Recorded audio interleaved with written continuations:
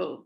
Okay, so yeah, so today we are going to be looking at how we can tell inspiring personal stories that motivate the people who are listening to our stories to act. So how do we get people on their feet, like in service of the ocean? Welcome. So just a little bit about who we are before we begin. We are Dancing Fox, and there are 5 foxes. So my name's Lucy Taylor. I'm a facilitator and a coach. I quite like puppets. We may or may not use puppets today. Brian, do you want to introduce yourself? Sure. I'm Brian Fitzgerald. I'm one of the founders of Dancing Fox. I have been an activist all my life, oceans campaigner for a part of that life. I started with Greenpeace in 1982 as a canvasser going door to door and worked many jobs with Greenpeace, went to sea, saved whales, stopped a nuclear weapons test, had many adventures with Greenpeace over 35 years. Great. Tommy Crawford is the other co-founder. He is passionate about making ideas beautiful and kind of pushing the boundaries of activism. Iris, do you want to introduce yourself? Unmute. Good morning. Yeah, I'm Iris. I'm basically the illustrator for Dancing Fox, so I try to make the ideas that come up in the workshops beautiful, hopefully beautiful, and I give them back as a gift to you guys. I've been I worked actually with Greenpeace with Brian and Tommy, and then started to kind of switch over to making illustrations, and I've been doing that ever since. Yeah, and this is one of Iris's illustrations that you can see. So she's going to be drawing our conversations today.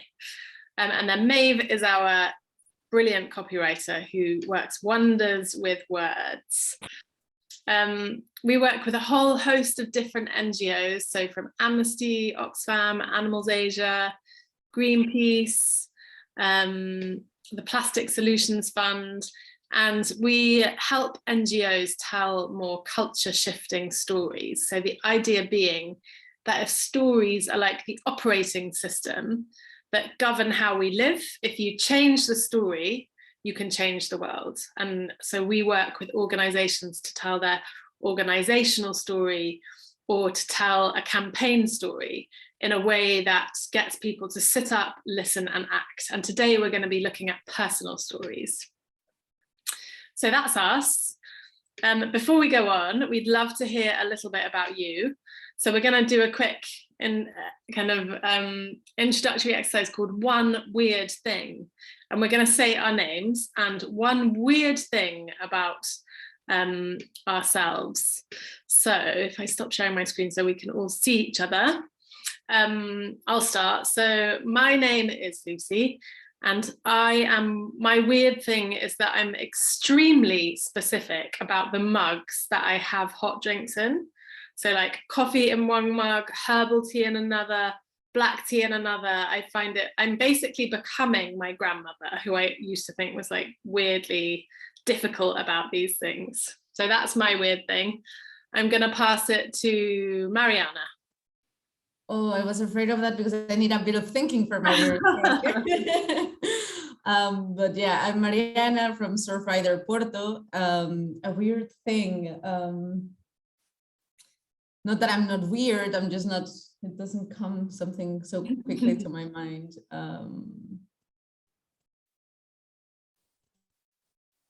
No clue. Can I skip it and like I come back while I give it a thought? We can come back to you. Yeah, I picked Yes.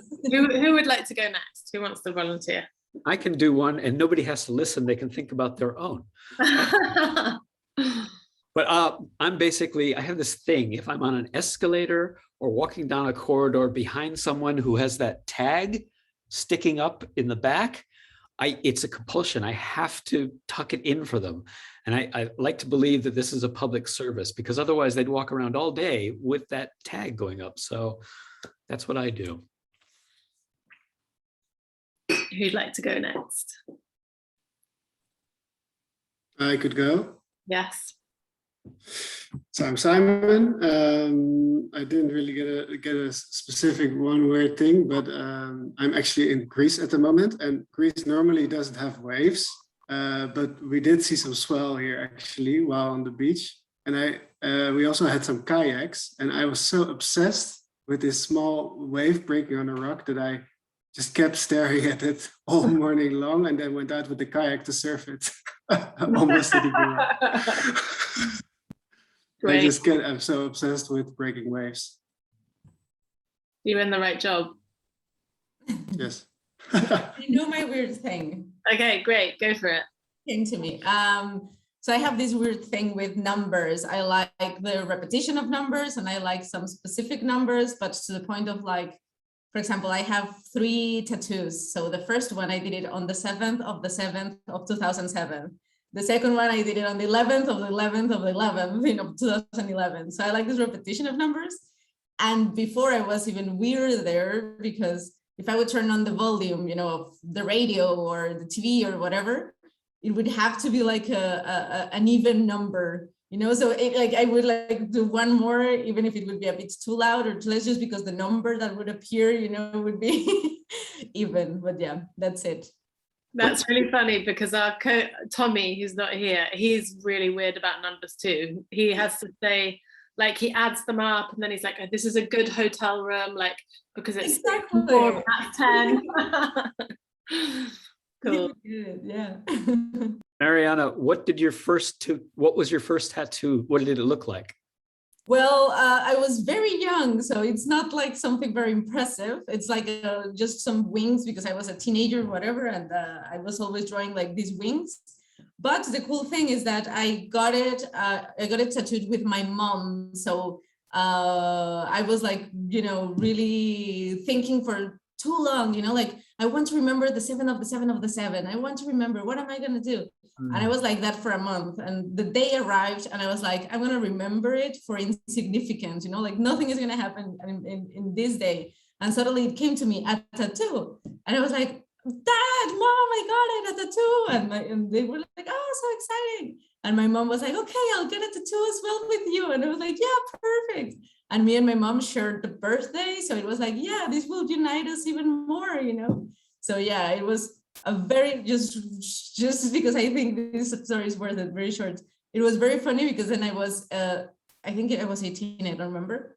And we got super excited. And then my dad was like, oh, maybe your sister, she was 15, should got it too, because then it would be like the union of the women of Matalara, which is our last name, And the 3 of us went to my 15-year-old sister, like, Camila, you should do it. And my sister was the only rational one in the family saying, like, I'm 15. Like, why do you want me to get a tattoo? Like, no, I'm not participating in this.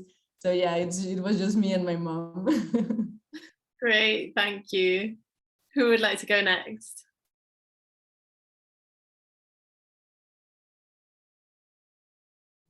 I can go.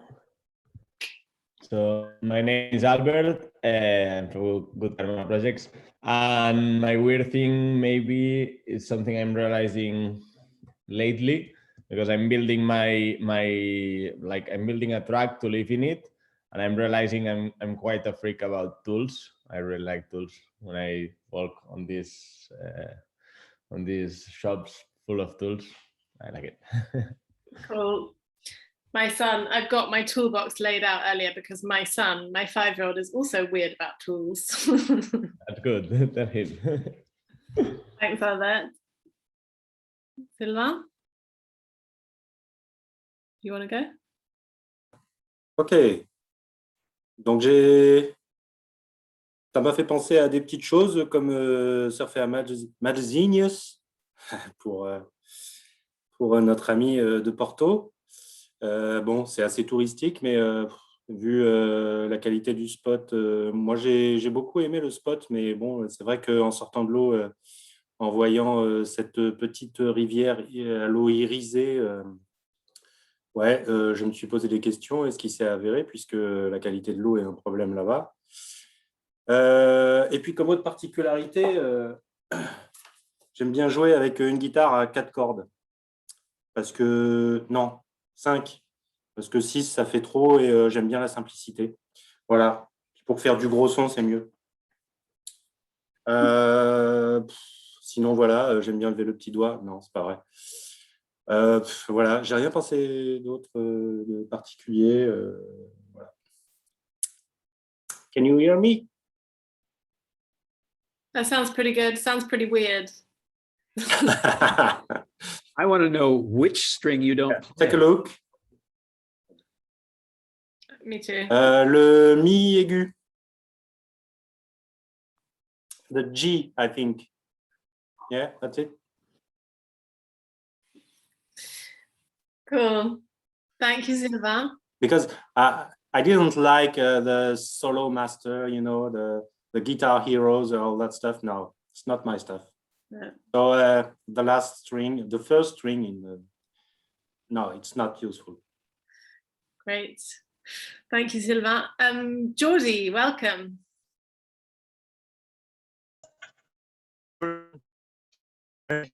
I'm a little bit late. That's okay. We're just doing an introductory exercise where we're telling each other one weird thing about ourselves. So Charlotte hasn't been yet, so I'm going to get Charlotte to go. And then if you want to have a go, we'd love to hear your weird thing. Wow. I was I haven't had time to prepare this. One weird thing.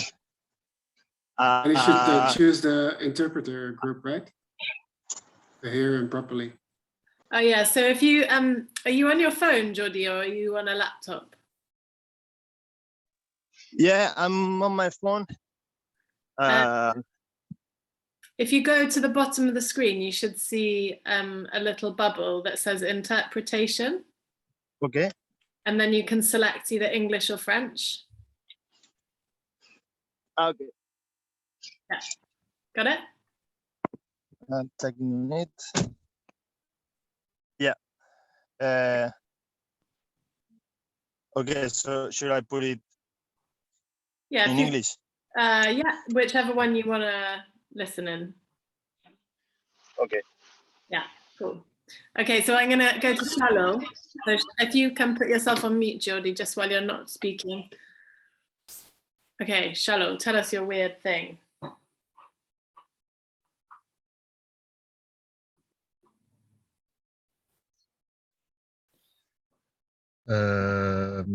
J'ai un peu les mêmes histoires de nombres pairs que Mariana.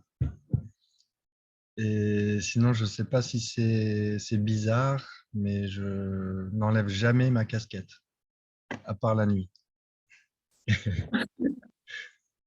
Ouais, c'est vrai, je l'ai vu que quelques fois sans casquette.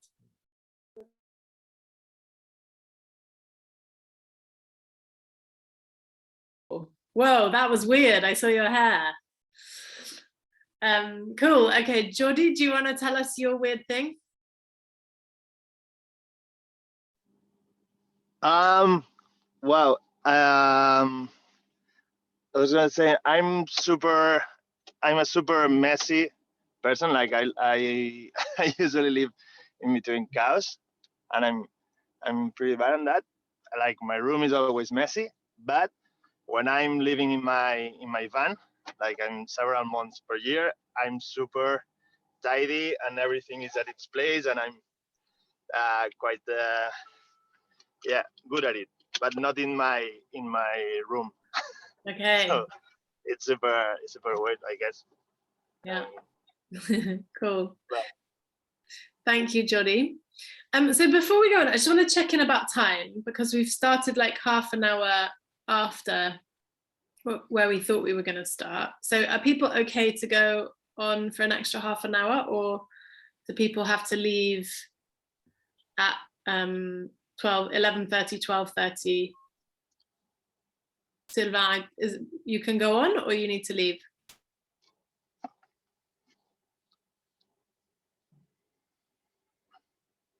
Oui, c'est bon. Is everybody else good to stay? Yeah, cool. Okay, fantastic. Right, I'm going to share my screen again with you. So we've done one with things. So just a couple of things to think about and invitations as we go through the next couple of hours together. So we invite you to fail magnificently, because in failure, failure is how we learn, is how we grow, is how we get to brilliant successes. So failing like a gymnast, you know, who doesn't quite finish her routine well, but at the end she stands tall and proud. We would like you to kind of embrace your failures this morning and just have a go and throw yourself into the session. Dare to ask beautiful questions is our second invitation. So often the question that we ask can shape the results that we get. So with this funny looking pair, if you ask the question, you want to have a race, you want to have a fight, the big guy's going to win, right? Whereas if you reframe that question and ask, you want to have a race, the little guy's going to win. So just thinking about the questions that we ask can shape the results that we get. And so just thinking about how we frame our stories, the questions that we ask when we're telling stories is really important.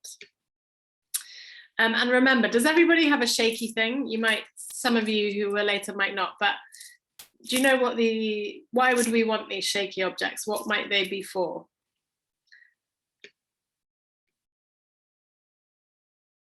Anyone want to have a guess? Shaker. What was that, Sylvain? Shaker. A shaker, yeah. What, Un instrument de musique. what do you think? What do you Dance, I don't know. say again? Dance, to make noise. These are actually our secret weapon in the war on negativity. So when you hear a good idea that you like, we want to give your colleagues some love, like give your shaky object a little shake to show them that you think what you've heard is you're like, oh yeah, I like that thing. So it's about giving praise, showing appreciation for each other's stories and the ideas that we hear. No one is too cool for noisemakers. If possible, we'd love to see your faces. We're going to be telling our own personal stories, and it's really nice to tell that to a face that we can see. We'll have a break, so if you need to duck off and do stuff, you can do that in the break. In terms of what we're going to cover today, so we're going to look at what makes a story great, and then we're going to introduce you to a technique which is called story of self, us, and now. And this is something called public narrative, and is a way of telling inspiring stories that ignite action in people. So the objectives are that everyone learns this technique for storytelling that you can use in many different ways, and that collectively we identify 2 stories that we can share with the volunteers at tonight's soiree. So that's what we'll be doing. Over to you, Brian. Right. We're going to start with what we already know about what makes a great story. So I'm going to invite you to just write into the chat everything you can think of that makes a great story, that makes a great storyteller. What are those ingredients? Don't be shy. We are big fans of courage and the first to go. Something personal and engaging. Well done, Mariana. Exactly, and that personal bit, so important. You know, we respond when we see another human being, when we relate to something personal that we're hearing, absolutely key. And that tends to be the key to being engaging, is hearing that personal sort of reflection of your own life or your own self. Sense of mystery and awakening curiosity, absolutely, really, really strong. That sense of not quite knowing what's coming around the corner, that keeps you sort of on the edge of your seat and thinking about what's coming up. Clear wording, absolutely. Suspense, yeah. And suspense is a weird one, because on the one hand, you've got that mystery and suspense when you don't know what's going to happen in a plot. And you also have something very gratifying in storytelling when you know exactly what's going to happen and you feel like you're smarter than the story and you're 2 steps ahead of it, and that happens, and that's really gratifying for some reason. How that works, both those things work as storytelling techniques, I don't know. What else? What makes a great storyteller? What are the qualities that you look for in someone who's telling a great story? Yes, connecting to the public. And we like to think that connecting involves two things. One, it can be that vulnerability of seeing a human being, of realizing that somebody is confessing that they weren't as strong as they should have been, or they weren't as courageous as they thought they could have been. That vulnerability is very endearing, but it can also be a connection through values. You know, we see somebody standing up for, you know, a beach somewhere. All of us in this room are going to respond to that because it's tickling a value that we hold in our hearts, and we see a reflection of our own values there. What else? What makes a great story? What makes a great storyteller? What are the things that you've loved about the stories that you grew up with, or the stories that you keep going back to, or the stories that you read again and again and again and again?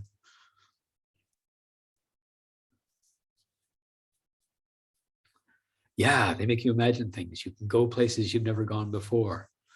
Absolutely. It's a funny thing. We like to say at Dancing Fox that the measure of a great story is not the heights of imagination to which it soars, but the depth of the truth that it unearths. And this is the funny thing, that these made up stories, these made up worlds, can tell us deep truths about life and about our experiences. So they're simultaneously making you sort of witness an imagined space, a fictional space, and tell you something that's deeply true about reality and about the world. What else? What else have you got? What sort of things about the way a story is told?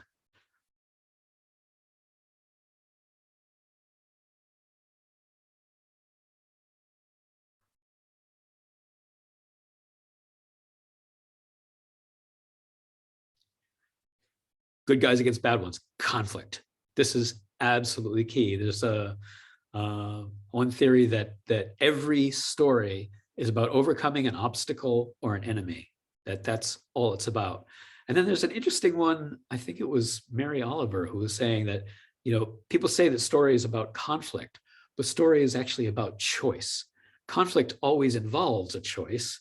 So she thinks that's a slightly higher idea, that it's always about choice. Yes, the David versus Goliath kind of story, the underdog that we root for, the less empowered person that we want to see triumphant. Why is that so deeply burned into our psyche? I don't know, but it's a winner every time. Good balance of description and action. Yes, the things that keep a story going and the things that give it color.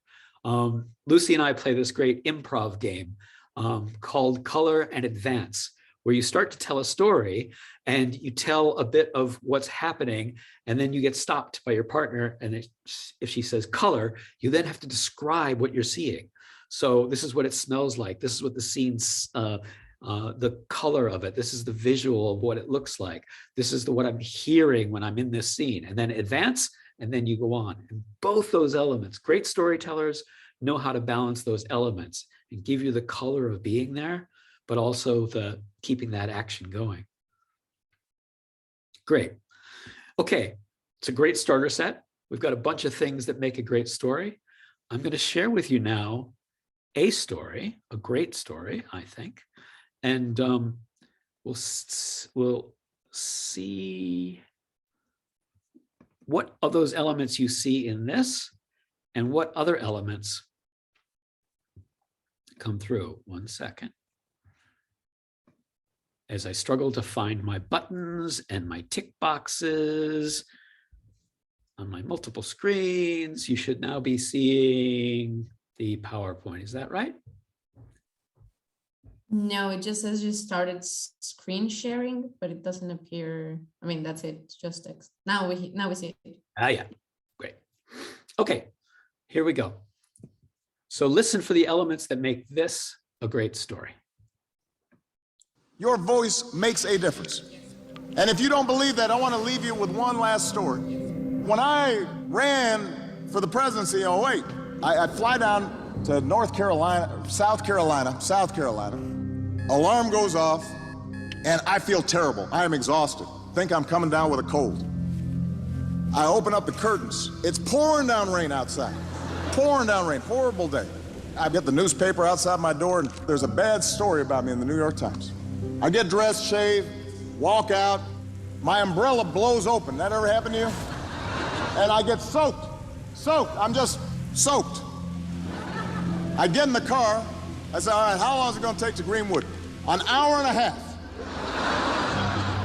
Finally, I get out and I walk in, and there are like 15, 20 people there. And I will tell you, they didn't look any happier to see me than I did to see them. And so I go around the room and I say, how do you do? What do you do? But they're not really feeling it right now. And suddenly I hear this voice from the back just shout, fired up. And everybody in the room says, fired up. And then I hear the voice say, ready to go. And everybody in the room says, ready to go. And I don't know what's going on.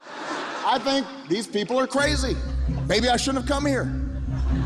And then I look in the back of the room, and there's this middle-aged woman. She's got a big church hat, and she got, I think, a gold tooth. Turns out she holds a position in the local NAACP office, and also, I'm not kidding you, is a private detective. This is a true story. She's like she's like a private eye. Although it's hard to think that you wouldn't see her coming. She's very colorful. And she is known wherever she goes by saying this chant, fired up, ready to go. And every meeting she goes to, she does this thing. But the interesting thing is, after a while, I'm starting to get kind of fired up. I'm starting to feel like I'm ready to go. And all those negative thoughts and all those bad memories start kind of drifting away. And it just goes to show you how one voice can change a room.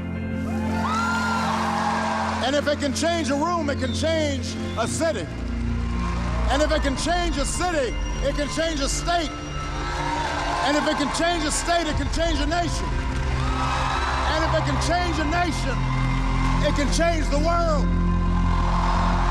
So I just have one question for you. Are you fired up?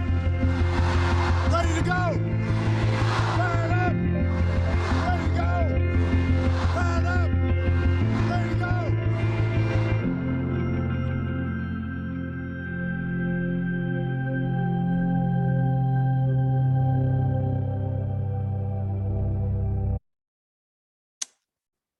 All right. What made that a great story? Making people laugh, call to action, making people feel important. Yes, beautiful, beautiful. That role of humor in sort of getting people up on their feet, I think gets underestimated quite a bit in the activist world.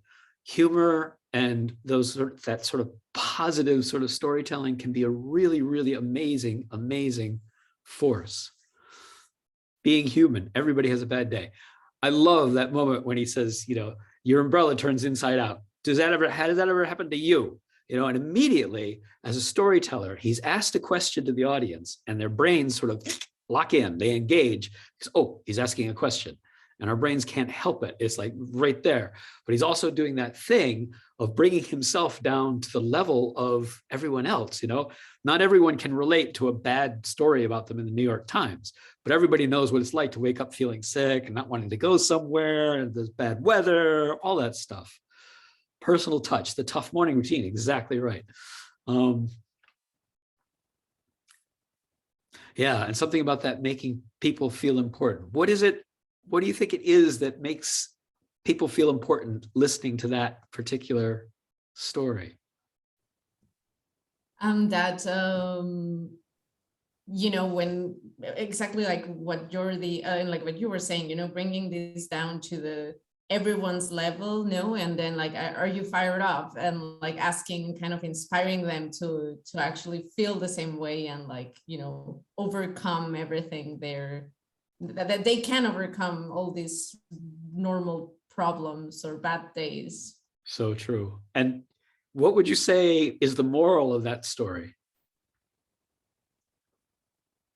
yeah, that one person can do big changes, can influence a lot of things when fired up. Yeah. Obama's very clever. He puts his moral at the beginning of the story. He says, your voice makes a difference. And if you don't believe that, I've got one more story for you. So he's made you feel important right from the beginning. And then he tells a story where all you have to do is be a part of this chant. And you're part of changing the world. It's like, wow, yeah, fired up, ready to go. Whether you buy his politics or not, I think you can't help but sort of be pulled into that. What else? What else made it a great story? What sort of elements made it different from a political speech? What made it a story?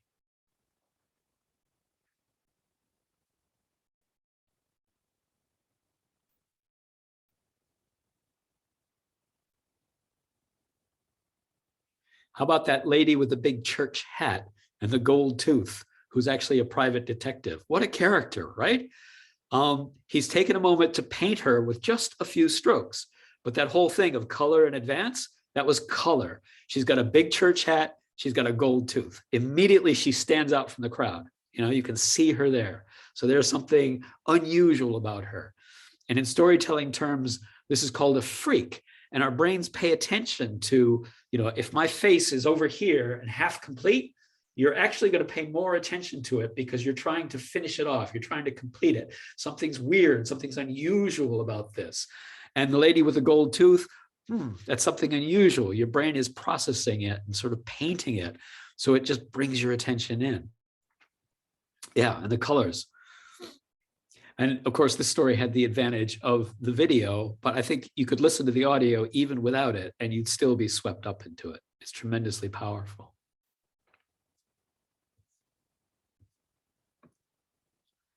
Any other?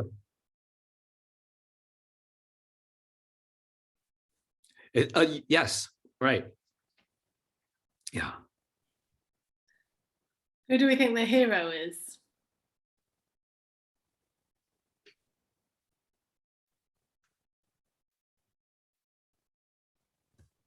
Could you repeat, Lucy? I didn't get what you said. Yeah, who do you think the hero in that story is?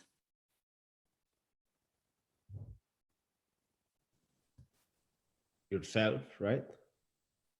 Yeah, very much. It's the audience. Your voice can change the world. And if you don't believe that, here's a story. And it's a funny thing because often we think of the storyteller as the hero, but this is a case where in some ways you could say, there's a couple ways you can look at it, because in storytelling terms, you usually have a mentor who gives a gift to a hero who overcomes a monster. And in this case, you could say that Obama is the mentor. He's giving you this gift of this story, of this chant, to help you overcome the monster. It could be that the church lady was the mentor and gave Obama this gift of the chant, and that he's then passing it on to you. So in some ways, it's a circle between the mentor and the hero. The mentor becomes a hero who becomes a mentor who passes it on. And that's this, what we call the story map of a movement. When somebody moves from hero to mentor, recruits more heroes, recruits more heroes, recruits more heroes. Very important for all of you for this evening session, since you're potentially going to be a mentor to some of these volunteers to become ocean defenders, who then might become ocean defenders and be telling stories to other volunteers to become ocean defenders, and you get that movement loop. You get that moving through the circle. Great. Any other observations on what made that a great story? Any other last thoughts on that?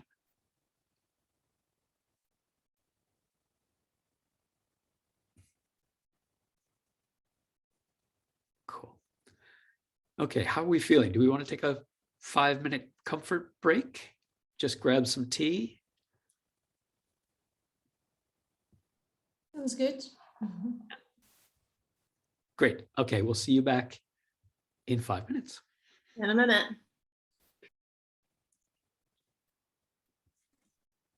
Thank you.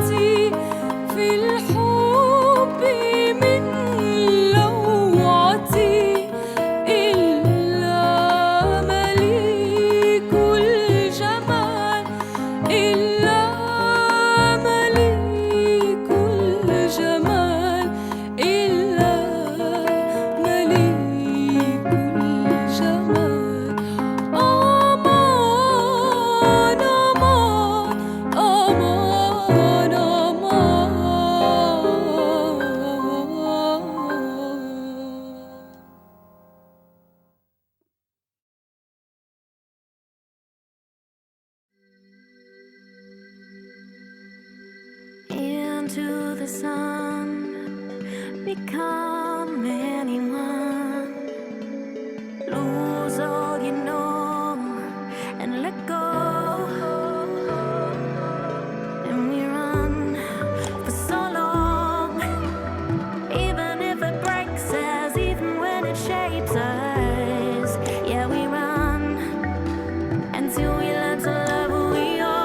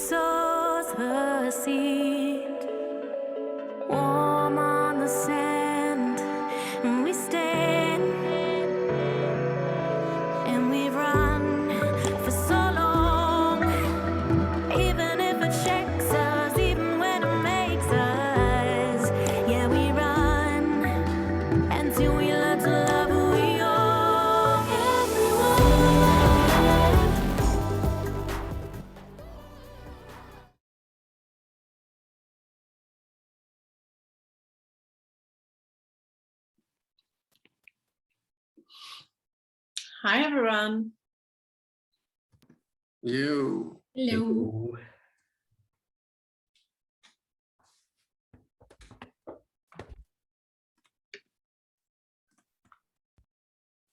Cool. We're going to do a little energizer to get us moving and feeling alive.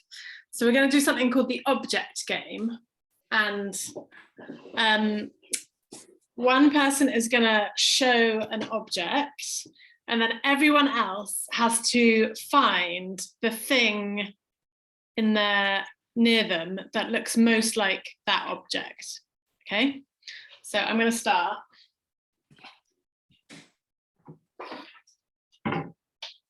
Okay, this is my object, and now you have to find the thing in your house that looks most like my thing.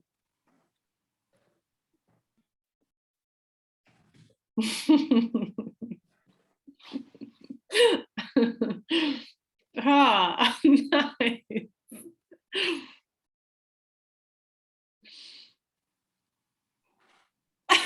Brian, you get a prize for the most random.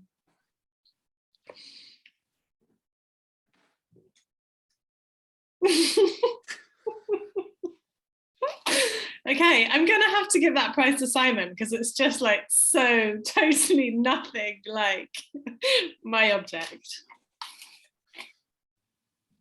It's pretty good, huh? Okay, Simon, you'll go. I have to grab an object? So you show a different object and then we have to find something that looks like your object.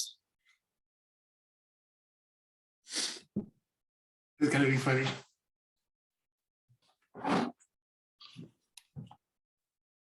Oh, yeah. Real box.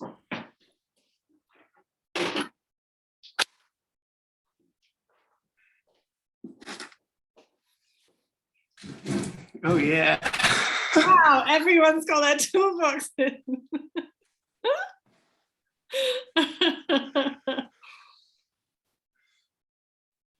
I'll bet I was expecting you to come with like a massive like bench of tools. I know, but Yeah, it's outside in the garage.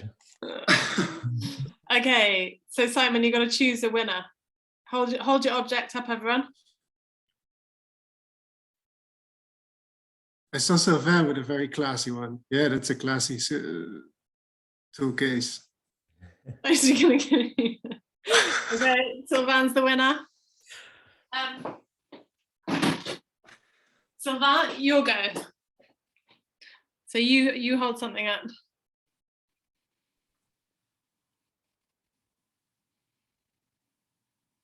I put the microphone, this one, the Tibetan bowl. Okay.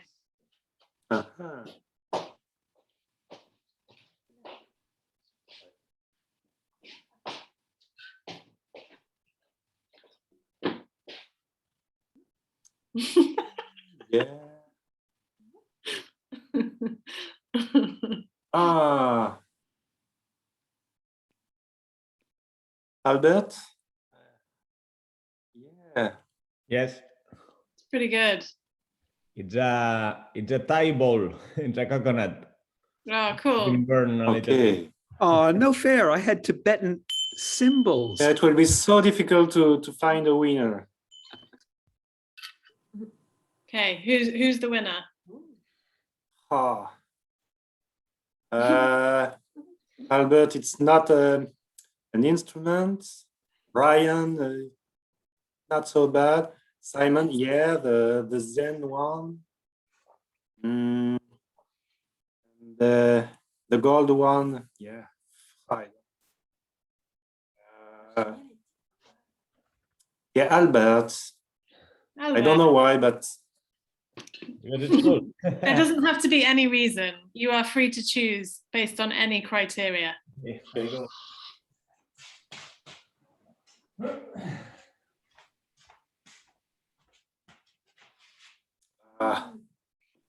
Okay.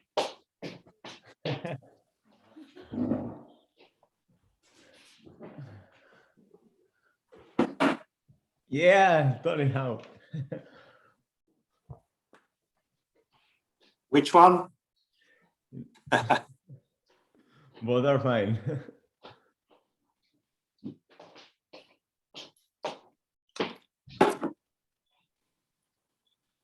Good, good. Okay, let's see. Mariana is showing a canoe.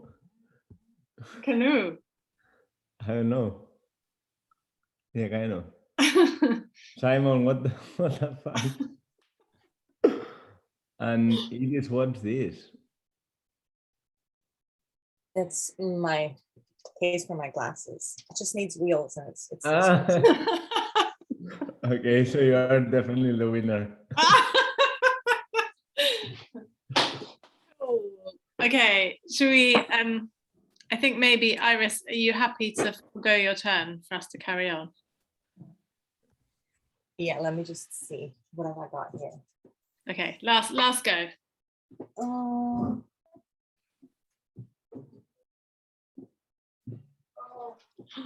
Wow.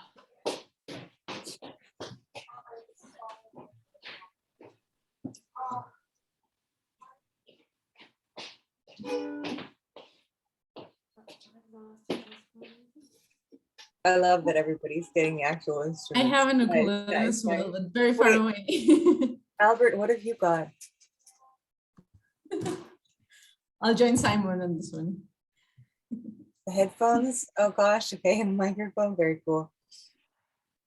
Need people to play and listen, right? Oh, I can't choose. I think I'm actually gonna go for Albert because that's What? like the car radio. I don't even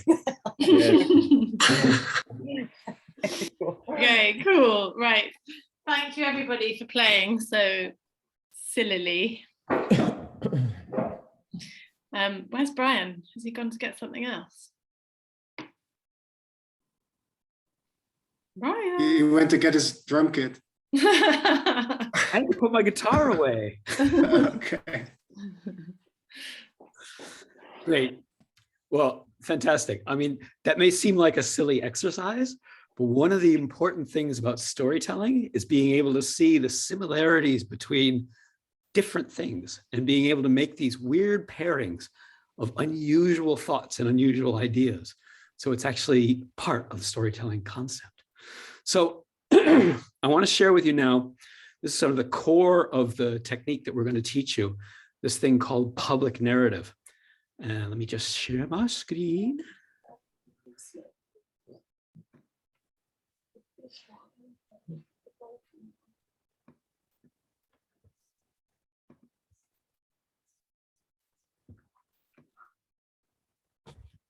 Right.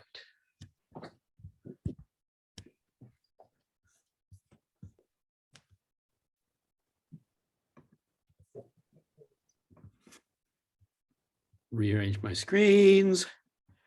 Great. Okay. So in the story we just saw, Obama wanted to inspire people to vote for him, right? That was his goal. His story had a purpose, and it was to get that, for people to vote for him to change the world. Yeah.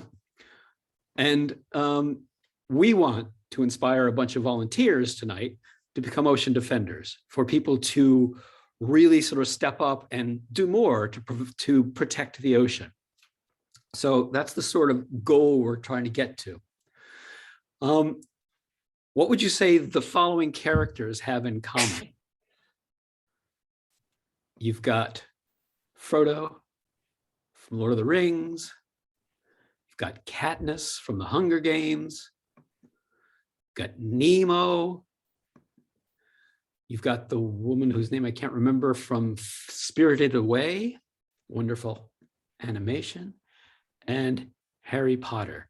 What's similar about all of those characters?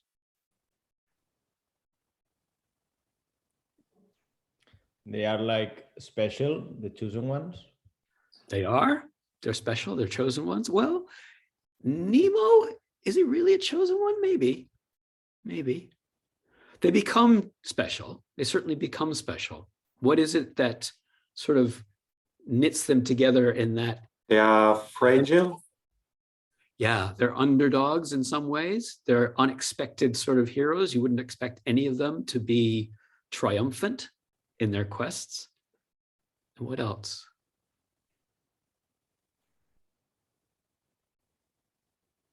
What are some of their values? What do they believe about the world? What's their core essence? They're brave. Yes. Say because they look fragile. Like Nemo has no fin, or Frodo, it's like the small one. It's the less powerful in the movie, I would say. Yeah. The weak one, but the one with the strongest, I would say, willingness to move on. And yeah, that's absolutely right. And I think this moment when Katniss steps up and volunteers for the Hunger Games, if you remember, her younger sister had been chosen to go out and battle, and she decided that she was going to do it instead. And that moment of bravery meant that she stepped out of her comfort zone. And this is why, when we talk about the comfort zone, one of the magical things about stepping out of your comfort zone is your comfort zone gets bigger. And we watch Katniss, we watch Nemo, we watch Frodo move on to these increasingly brave decisions and these increasingly brave choices. But every one of them requires them to step out of their comfort zone. So when we made our invitation to think about a personal story that you might tell, one of the options was a time you were brave, or a time you stepped out of your comfort zone, or a time you stood up for something that was helpless. And one of the things is always a challenge with storytelling, especially for activists, is a lot of us tend to be very shy about putting a spotlight on us. It's not about me, it's about, this cause. And as a result, we can be very impersonal in the way we make the case for ocean protection, or, environmental protection of any kind, or for peace or human rights. We use stats, and we use reports, and we use logic to try to convince people to come over to our side. But all of us, made some kind of a choice in our past that made us step out of our comfort zone and want to protect things. And those stories are actually far more compelling. So when you think of it in that way, your story is not about you. You're telling your story in order to further the cause that you believe in. And this can be a big help in sort of lifting that sort of burden of being shy or not wanting to have attention focused on yourself. It's not. It's about, and you'll see how the transition happens in this storytelling technique, it's about something much bigger. Your story is a stepping stone to something that's much larger. So it's not selfish, it's generous.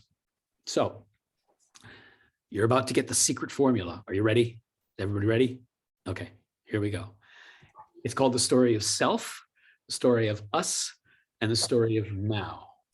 And this is a storytelling technique that is ancient, but it was really motivated by, or articulated, I think, by a couple of people in the 1950s, but it started with this question, exactly the question that we're asking for our volunteers, and how to make them more active and become ocean defenders.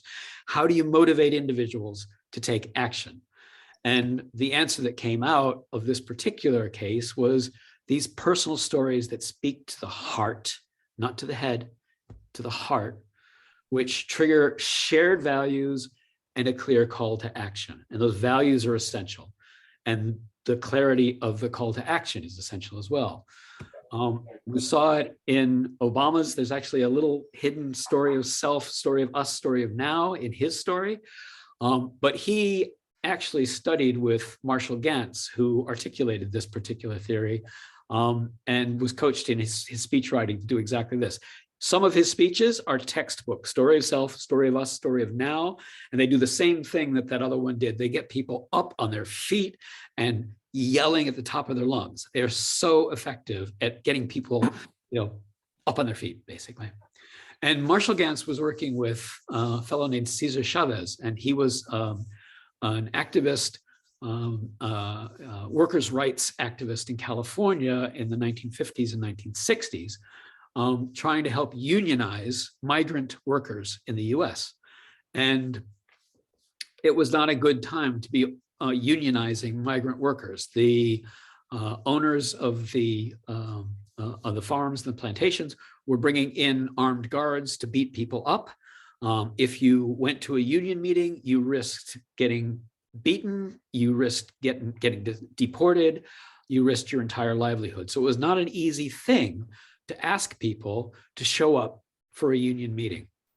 But they noticed this pattern again and again, that the most successful speakers at doing this were speakers who used this particular formula. They'd tell a story of how scared they were when they thought about unionizing, or how frightened they were of the consequences, and how the story of what they were trying to achieve and be collectively powerful at doing became a much more powerful incentive, and how that story turned them into an activist where they were standing up there saying, I want you to make the choice that I made and show up for this union meeting.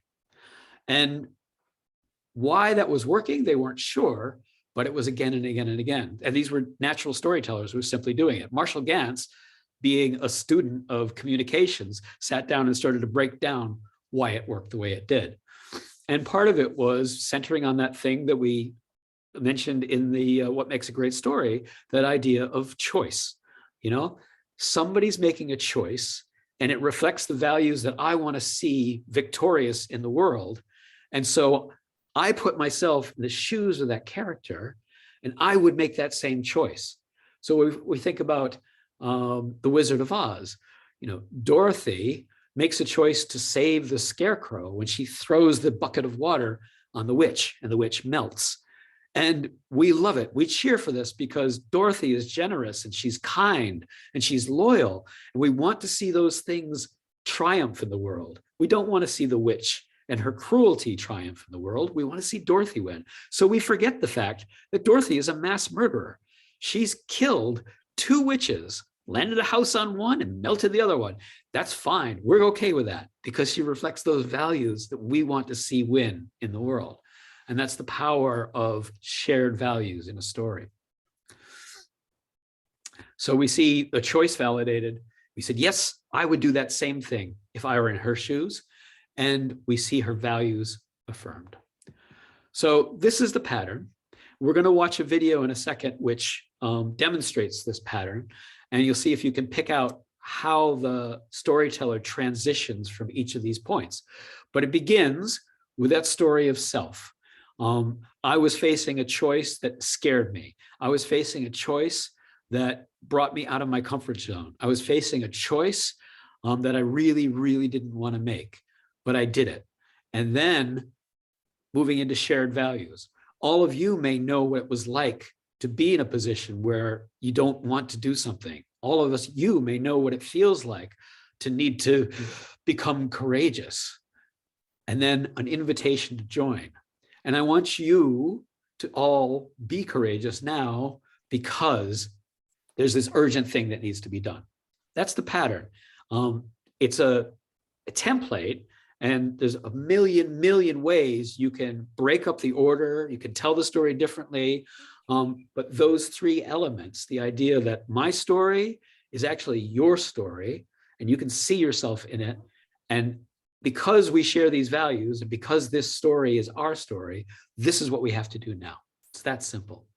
So this is a short video that the audio on it at the beginning is a little bit rough, but it gets better, which is ironic because it's one of the first videos from the It Gets Better movement, which was something that got born in the 90s as a way to try to stop teen suicide, particularly among young lesbian, gay, and trans people. So let's listen to it. And as you listen, try to hear the story of self, story of us, story of now.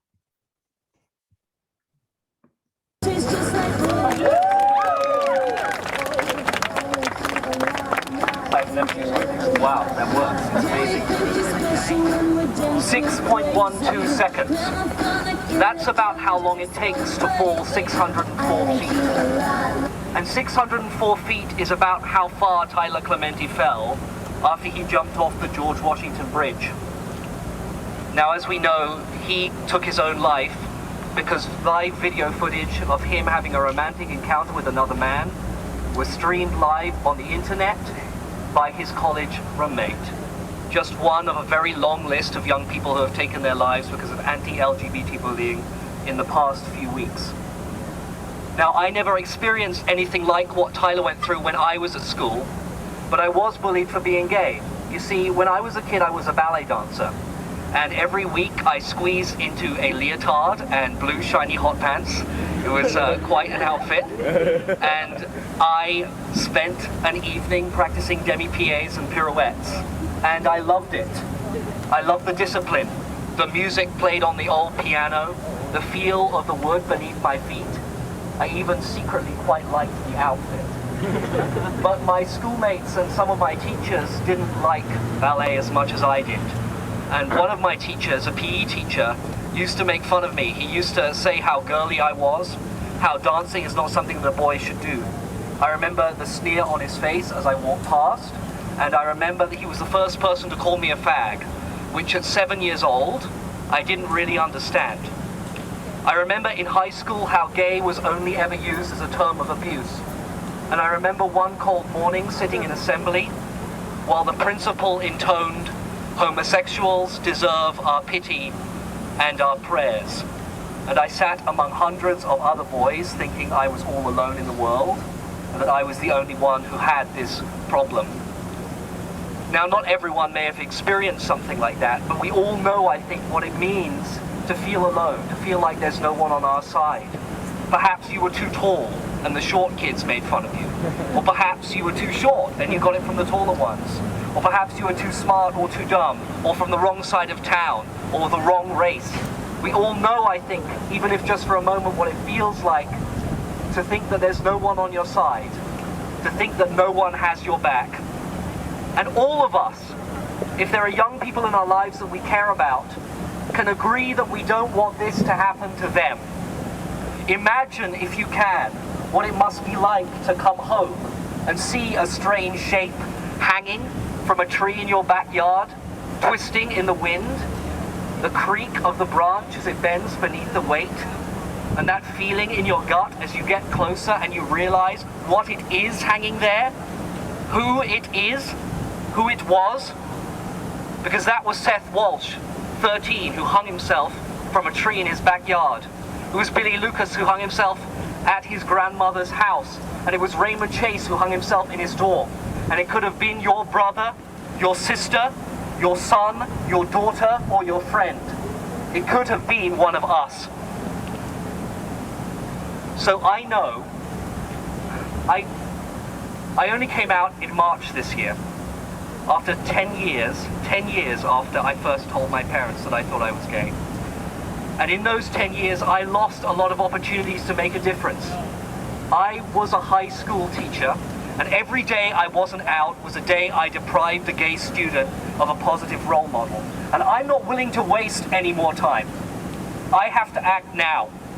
We have to act now. Because it isn't enough to let these things happen and then mourn them afterwards. We need to catch these kids before they jump. And there is something we can do to help as a start. Journalist Dan Savage has started a campaign, the It Gets Better campaign, to send messages of hope to teenagers who are being bullied because they're gay or for whatever reason, that they should have hope for their future, that they do have something to live for. And I think that if we made such a video, as Harvard students with glittering careers ahead of us and sparkling degrees, then we could make a difference. So we need people to hold a camera, to share their stories, to do editing and sound, to stand in a big group and say it gets better. No contribution is too small. And if you want to get involved and you're an undergraduate, talk to Tevin here. Do you mind waving? Oh, hi. And he'll tell you how to get involved. And if you're a graduate student, or if you just want to come along, from 5 to 7 p.m. in the Elliot Lyman Room in Longfellow Hall at the Education Schools campus, stand up and say, we're standing with these kids. We've got your back. Let's catch them before they jump. Thank you.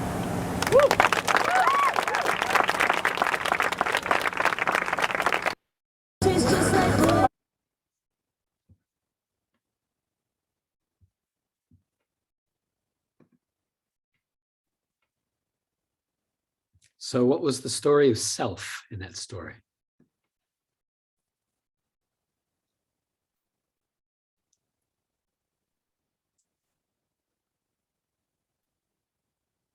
I mean, his personal story as like 10 years without being out and being frustrated about it for the opportunities he had of helping people.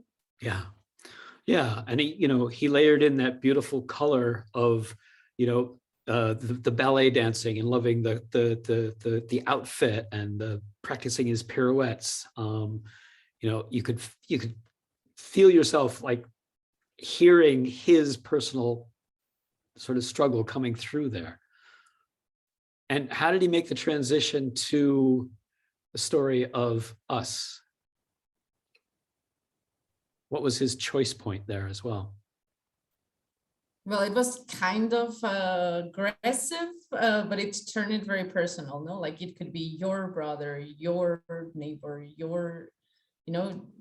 I felt kind of attacked, but I mean, yeah, it was powerful anyway. Interesting. Huh. Yeah, I mean, there's also the, that call to empathy in saying, maybe you don't know what it's like to be bullied when you were gay, for being gay, but you might know what it was like to being bullied for being too tall or being too short or being too smart or being too dumb. It's a very clever sort of reaching out to embrace a wider audience than just the gay community there. Everybody knows what it's like to feel like nobody's got your back. And that's the most inclusive sort of audience invitation that he could have made, so that everyone goes, oh yeah, I do know what that feels like. I can imagine being in the shoes of any of these teenagers or the speaker himself. What else did he express in the way of invitation, of identifying shared values? And how did he make that transition to the story of now, the urgent call to action?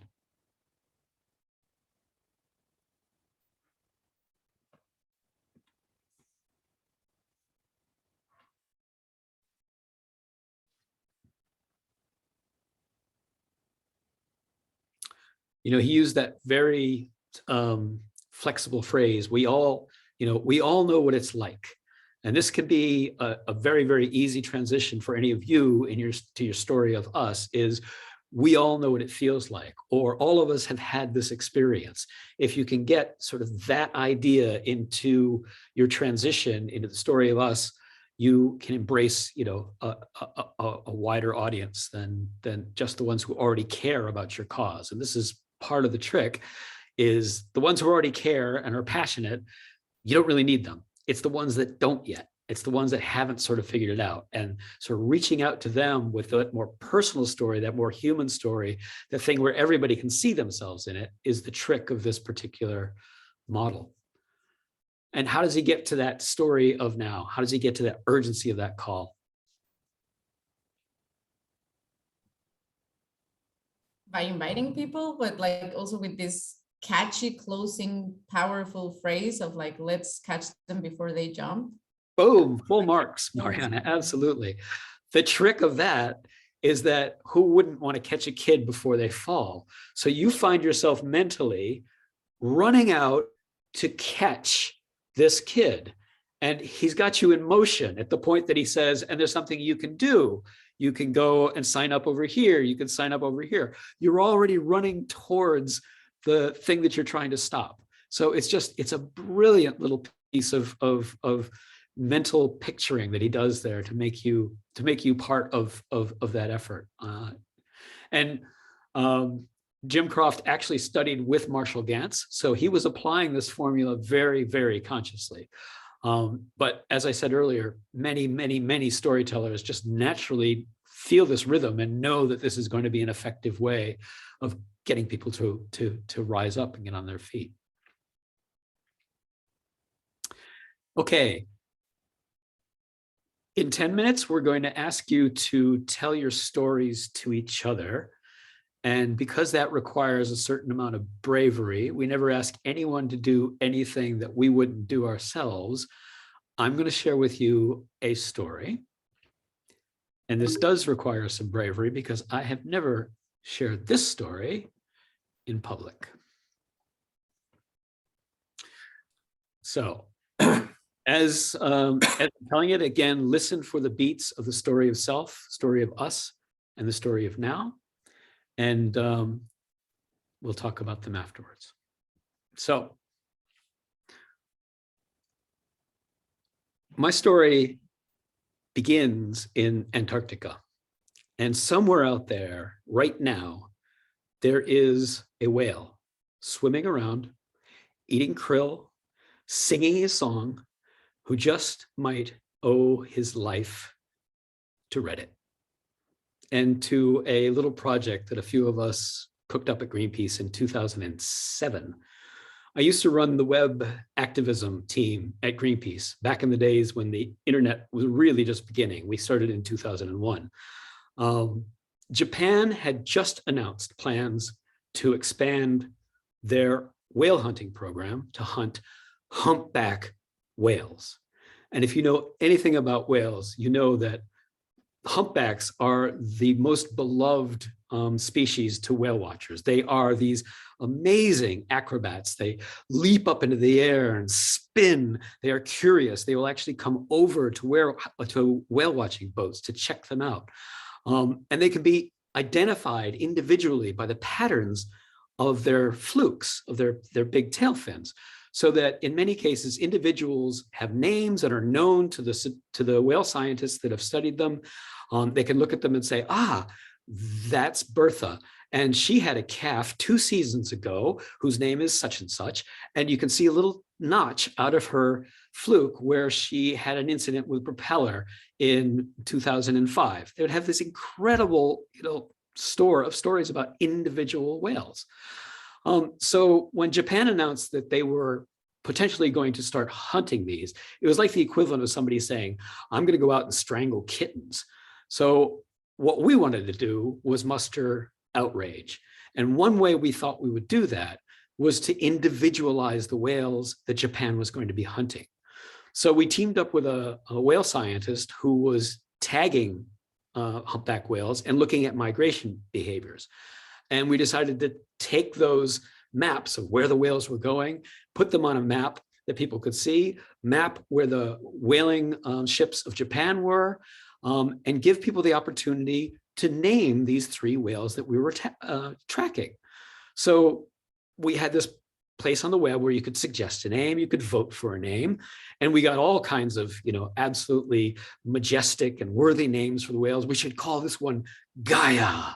We should call this one Earth Breath, or this one, Thunderfluke or Poseidon. You know, they were big names and, you know, for a big creature. But one day I'm sitting in the office, one of my team is laughing their ass off over in the corner. And I'm like, what's going on? And he says, someone just suggested that we name one of the whales Mr. Splashy Pants. And we all laughed. We thought that was hilarious. But over the coming weeks, Mr. Splashy Pants was like, boom, rocketing up in the votes. It was going crazy. And I looked at the web traffic and I saw that there was one server in particular that was driving a lot of votes. And it was Reddit. And sure enough, there was a thread, vote for Mr. Splashy Pants, which was getting this huge amount of upvotes and comments. It was tremendously active. And for, it seemed like half of the audience that was there, it was an exercise in trolling. They were like, we'll get those tree huggers. We're going to force them to have a really silly name for that majestic whale. And for another part of the audience, it was like, no, it's really cute. I really like it. And another part was just like, we've got to save these creatures. Are you kidding? Japan is going to hunt them. So this was all mixed up in this communications. And we discovered that someone wrote and posted about the fact that, I just created a bot that's going to vote once every 38 minutes for Mr. Splashy Pants. And we spotted that fairly quick. We took those votes out, we took the bot down and we blogged about it. Then another one came up that was a little more clever and got around the first thing that we'd done. And so we did that. And we're blogging about this. And this little voting war starts to get the attention, not only of Reddit, but of 4chan and Boing Boing and Dig. And this is 2007. The internet is a much, much smaller place. And this is the sort of news network of the internet. It's becoming this massive buzz to the point that Reddit actually pins the post to its front page, takes down its little alien logo and replaces it with a Mr. Splashy Pants logo. So back at Greenpeace, I'm facing this conflict. I was the head of this committee that was supposed to decide which 3 names moved forward.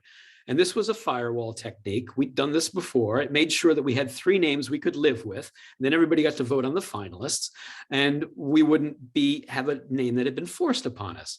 But half the organization was saying, we can't put Mr. Splashy Pants on that list. And I was like, why? And they said, well, it's disrespectful. It's aimed at derailing the election. It's not a fitting name for a magnificent beast. And these were very, very worthy concerns, which we ignored. The whole point of this had been to throw a spotlight on the issue. And we had the biggest spotlight on the internet. I didn't care if we looked foolish or weak or silly or that the trolls were winning, because something else was happening. And that was more important. Japan was trying to figure out if they were going to get away with hunting humpback whales. It was technically illegal, and the measure of the diplomatic and the economic pressure they were going to face and the risk they were taking was how many people are paying attention and how many people care. Well, I cared, and I cared a lot. This was personal, and I'll tell you why. When I joined Greenpeace, I did not care about whales. I will confess that to you. I was obsessively freaked out about the Cold War and the race to mutual annihilation. I joined Greenpeace to stop nuclear weapons. I grew up at a time as a school kid where we actually, hid under our desks in case of a nuclear attack. We had to watch for a white flash of light. And if that went off, we had to figure out how to get to the nearest fallout shelter. We needed to know where those fallout shelters were, because that was where we would hide from the radiation. Greenpeace in those days had a conflict because some of the peace activists, the disarmament activists, believed that all of our energy, every single thing that we did, needed to be dedicated to stopping the biggest threat to our planet. And that was not the killing of whales. And I was sympathetic to that. We were a small organization. We had to prioritize. And frankly, if we had a nuclear conflict between the Soviet Union and the United States, whales were going to die anyway. But then something happened which would change my view and change my life. I was going door to door for Greenpeace in these days on Cape Cod in the summer of 1982. And in those days, Greenpeace ran these whale watches where you get a little boat, 20 people, and it would go out and there'd be a whale scientist on board and a Greenpeace campaigner.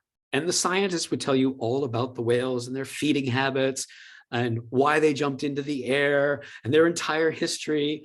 And the campaigner would tell you about the threats to whales, how once in this place, you would look out and see dozens and dozens of whales at any moment, rather than hoping, crossing your fingers, that you'd see one or two in your day out.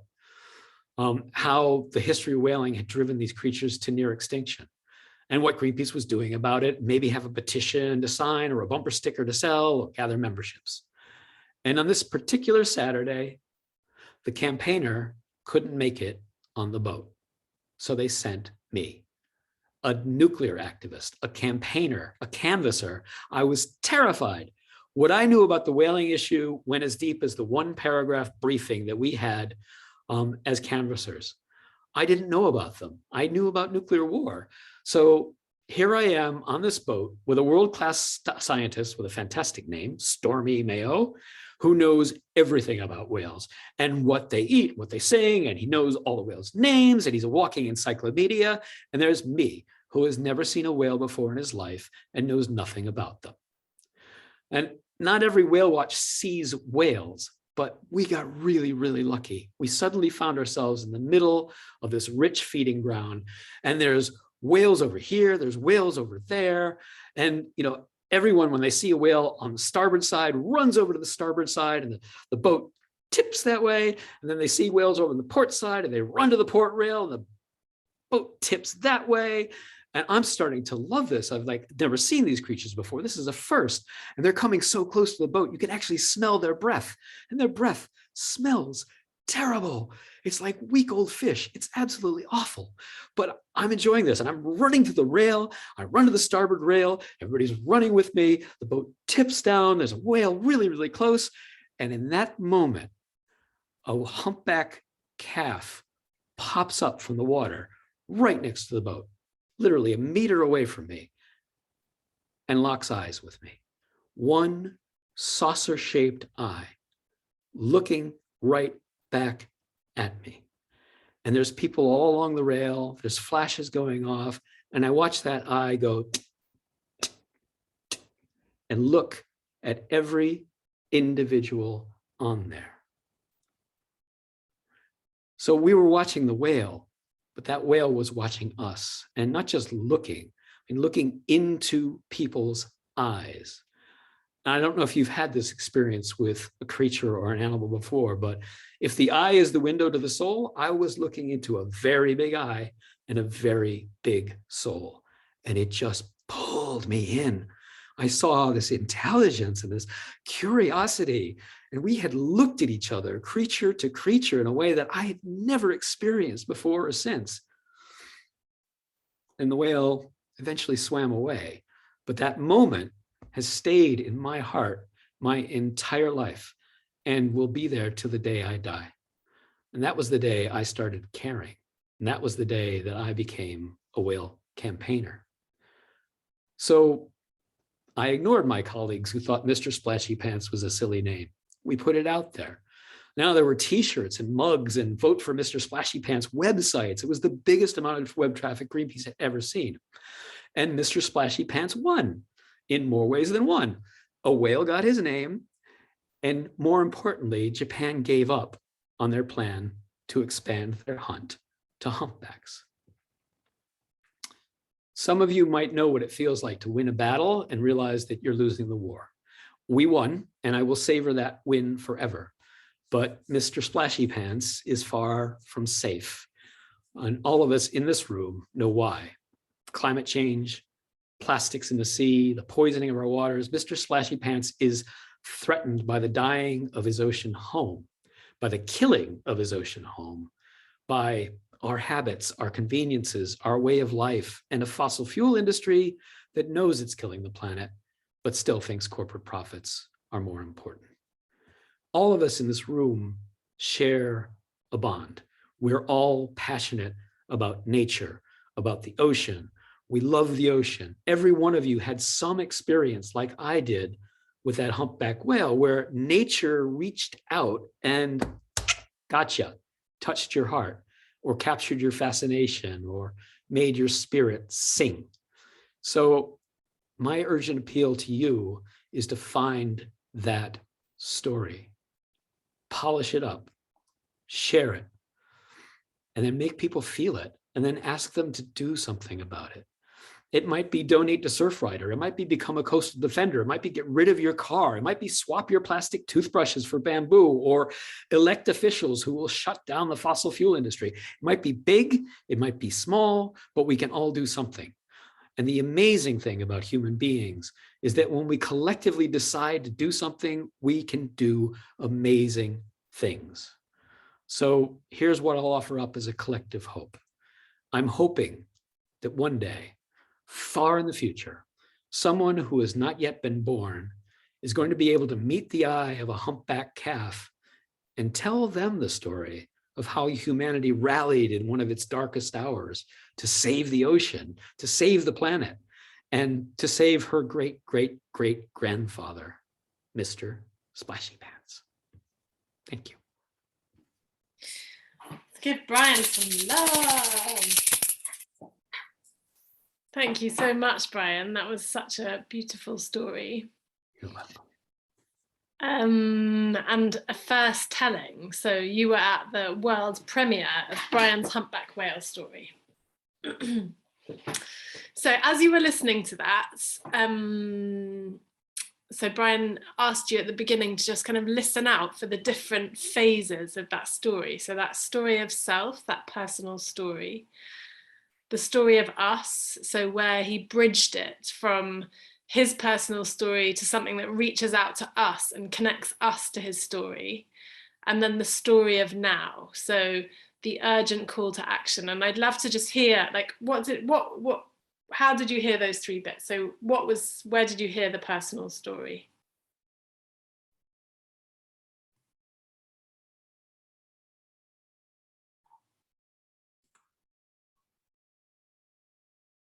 Feel free to, Simon, were you going to say something? Yeah, something that I really heard was that he was focused and with Greenpeace to fight nuclear rather than whales. So it was kind of like a confession. Yeah. The secret that he gave to all of us. So that made us listen. Yeah, it was really intimate. Yeah. What else? What else drew you into his personal story? His excitement when seeing the whale and when looking at it in the eye. I think that's the most personal part of this. Yeah. Intimate. Yeah.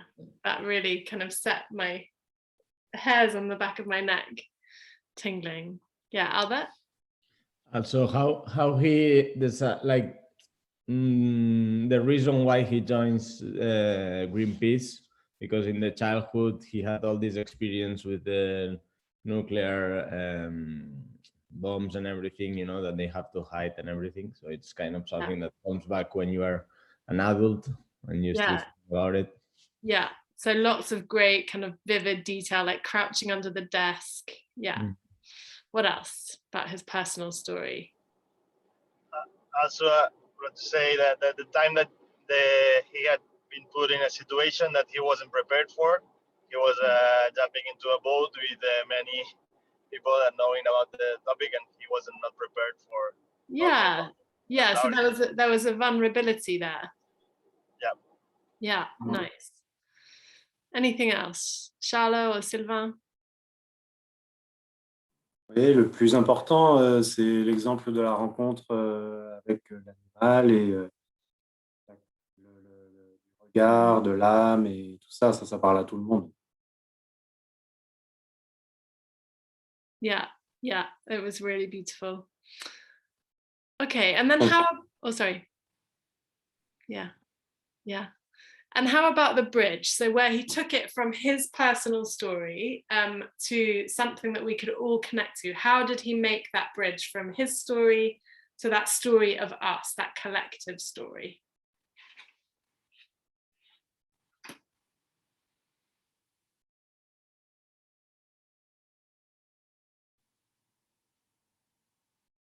Can you remember? Maybe I you remember saying. Sorry, go for it, Simon. And then you, okay. No, I just remember that he said, while looking into the eye of the calf, everybody had that experience looking into something like this and connecting with a soul in that way. Yeah, so we've all had that experience. Yeah. What were you going to say, Mariana? Oh, something similar, but towards the future, when he said that he hopes that, you know, someone will look into the eye of another whale and also be motivated to, you know, change the darkest period of our times in terms of environment, you know. Yeah. Problems. Yeah. So yeah, kind of hoping to this experience which happened to someone else and motivate to keep pushing forward. Yeah. And yeah, anything else that people noticed about how he connected, he invited us into his story?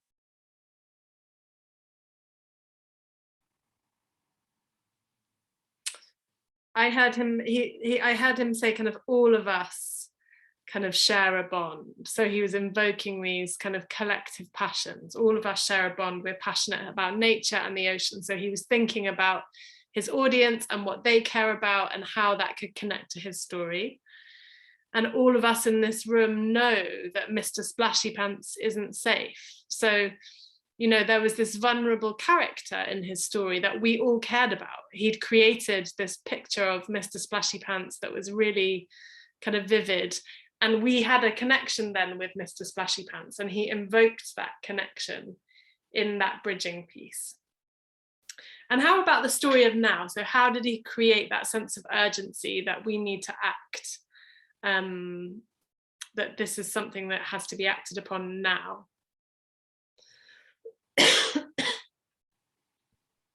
Well, he really made the link now with the ocean coastal defenders and how like every little change, even if it's just changing your toothbrush, you know, could or it can yeah, so he gave kind of big, sorry, yeah, that's it. Yeah, like big and small actions. Yes. Anything else that you noticed? What was the call to action? Can you remember? There was one big thing that he asked.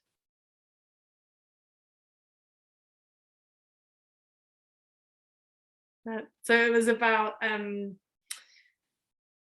his urgent appeal was to find that story, to polish it up and to share it. So his invitation to us was to share our own stories of courage and bravery and acting in service of nature. Cool. So a lot in there. So, you know, the story compared to the other version, the 6.12 second version that we watched, his personal story was much shorter, and Brian told a very beautiful, rich personal story, and then the second bit was much shorter. So you can play with the length of the, like how this story kind of works, but you can see that there's kind of distinct phases within this story structure. So in a minute, we're going to ask you to have a go at creating your story of self, story of us, story of now. Brian? And we're going to create breakout rooms where you can work together. Sorry, I'm just struggling to find my share button. Once again, it keeps disappearing. Share screen.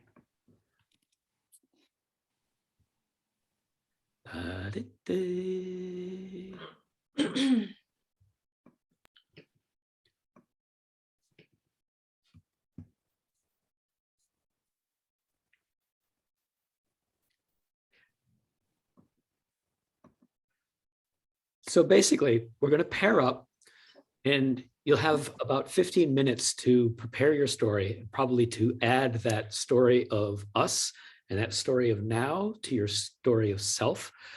You may, after hearing the examples today or thinking about what makes a great story. You may have changed your mind about what your story of self is, and that's okay. That's absolutely great. But you want to think about, if you're going to be addressing this group of volunteers tonight, what would be the most effective personal story that you could tell to invite them to become more active in becoming ocean defenders? So we're going to pair you up into the room, but take your first 15 minutes to prepare your story on your own. And then the next 20 minutes after that to tell your stories to each other. So swap back and forth. And we've paired you up so Charlot and Sylvain are together, so you won't need interpretation, and the other pairings are English. So you want to start with this idea of, you've already been thinking about the story of courage or stepping out of your comfort zone or standing up for someone who, was helpless. And this idea is, this is the thing that people will recognize. People in the audience will go, there's a vulnerability, there's a human story here. I would do the same thing if I were in your shoes. That's the trick of getting them into your story. Inviting them in is making yourself approachable.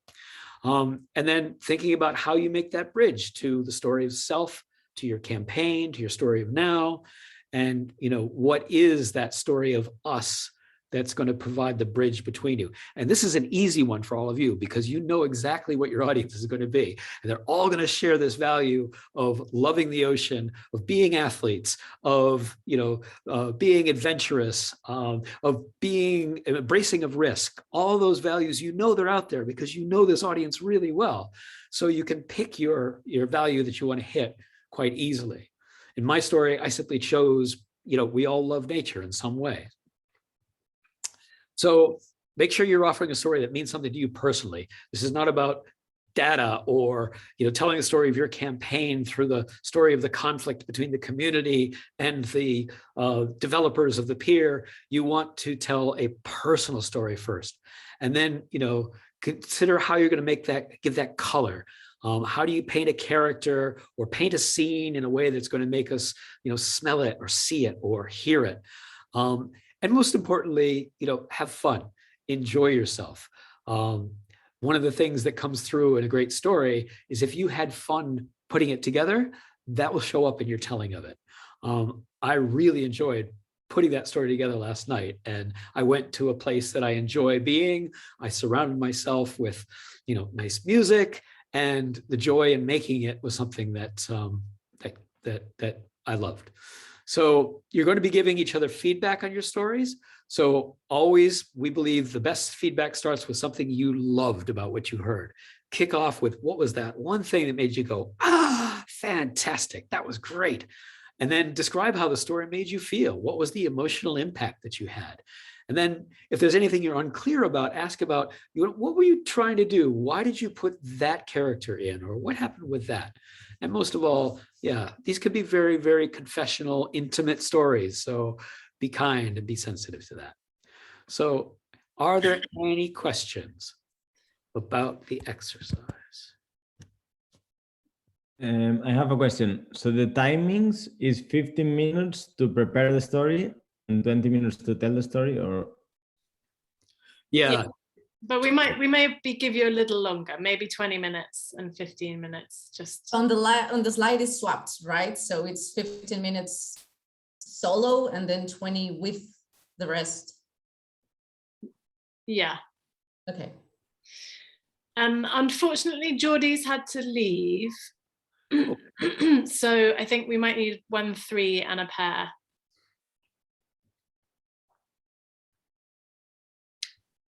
Okay, I am adjusting. Ça peut être un combat Coastal Defender, parce que c'est l'histoire la plus qui colle le plus à ce qu'on a dit là. Pour moi.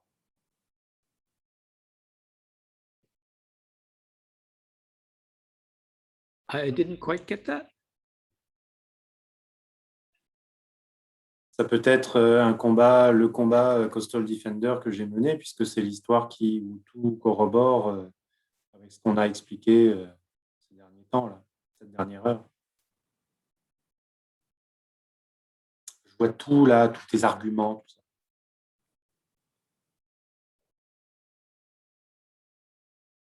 Yeah, absolutely. Okay. I want to hear that. Yeah, that sounds good. And, you know, it might be a story about being a coastal defender, or it might be a story from your childhood about, you know, connecting with nature and, yeah, just the thing in your life that feels most relevant for this, and where you feel you could make a connection with that audience this evening. You know, it might have been the time you protected a hamster that was helpless, and taking that and turning it into the emotion of protecting a helpless thing, and then expanding that to the ask to help protect an entire ocean or protect an entire beach. You know, there's a lot of different ways that you can get to it. And you'd be surprised, it may seem irrelevant, but if you've got a story of courage, or a story of stepping out of your comfort zone, or a story of protecting something that's helpless, your audience will get the relevance of it. They will immediately understand why these things belong together. Cool. Any other questions before you go off into your breakouts? Cool. Allez faire pipi. Huh? Quick toilet break. Yeah, sure. So take 5. So let's take 5 and then go join your breakouts. And so by 25-2, you should be, or like 22, you need to be sharing your story with your partner. Great. Cool. Okay. Okay, thank you everyone. And if you have questions, you can always come back to the main room, and Brian and I can help you.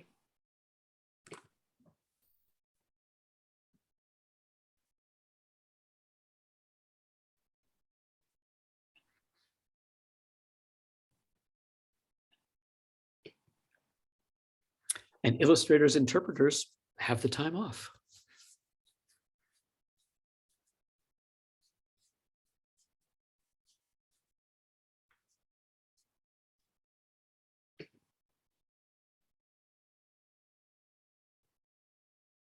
Mariana's just gone to the loo.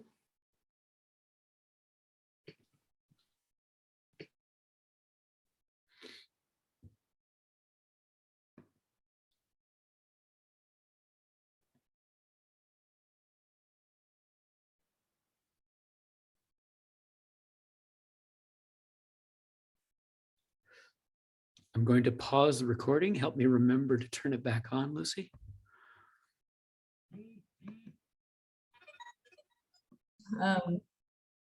Oh, sorry.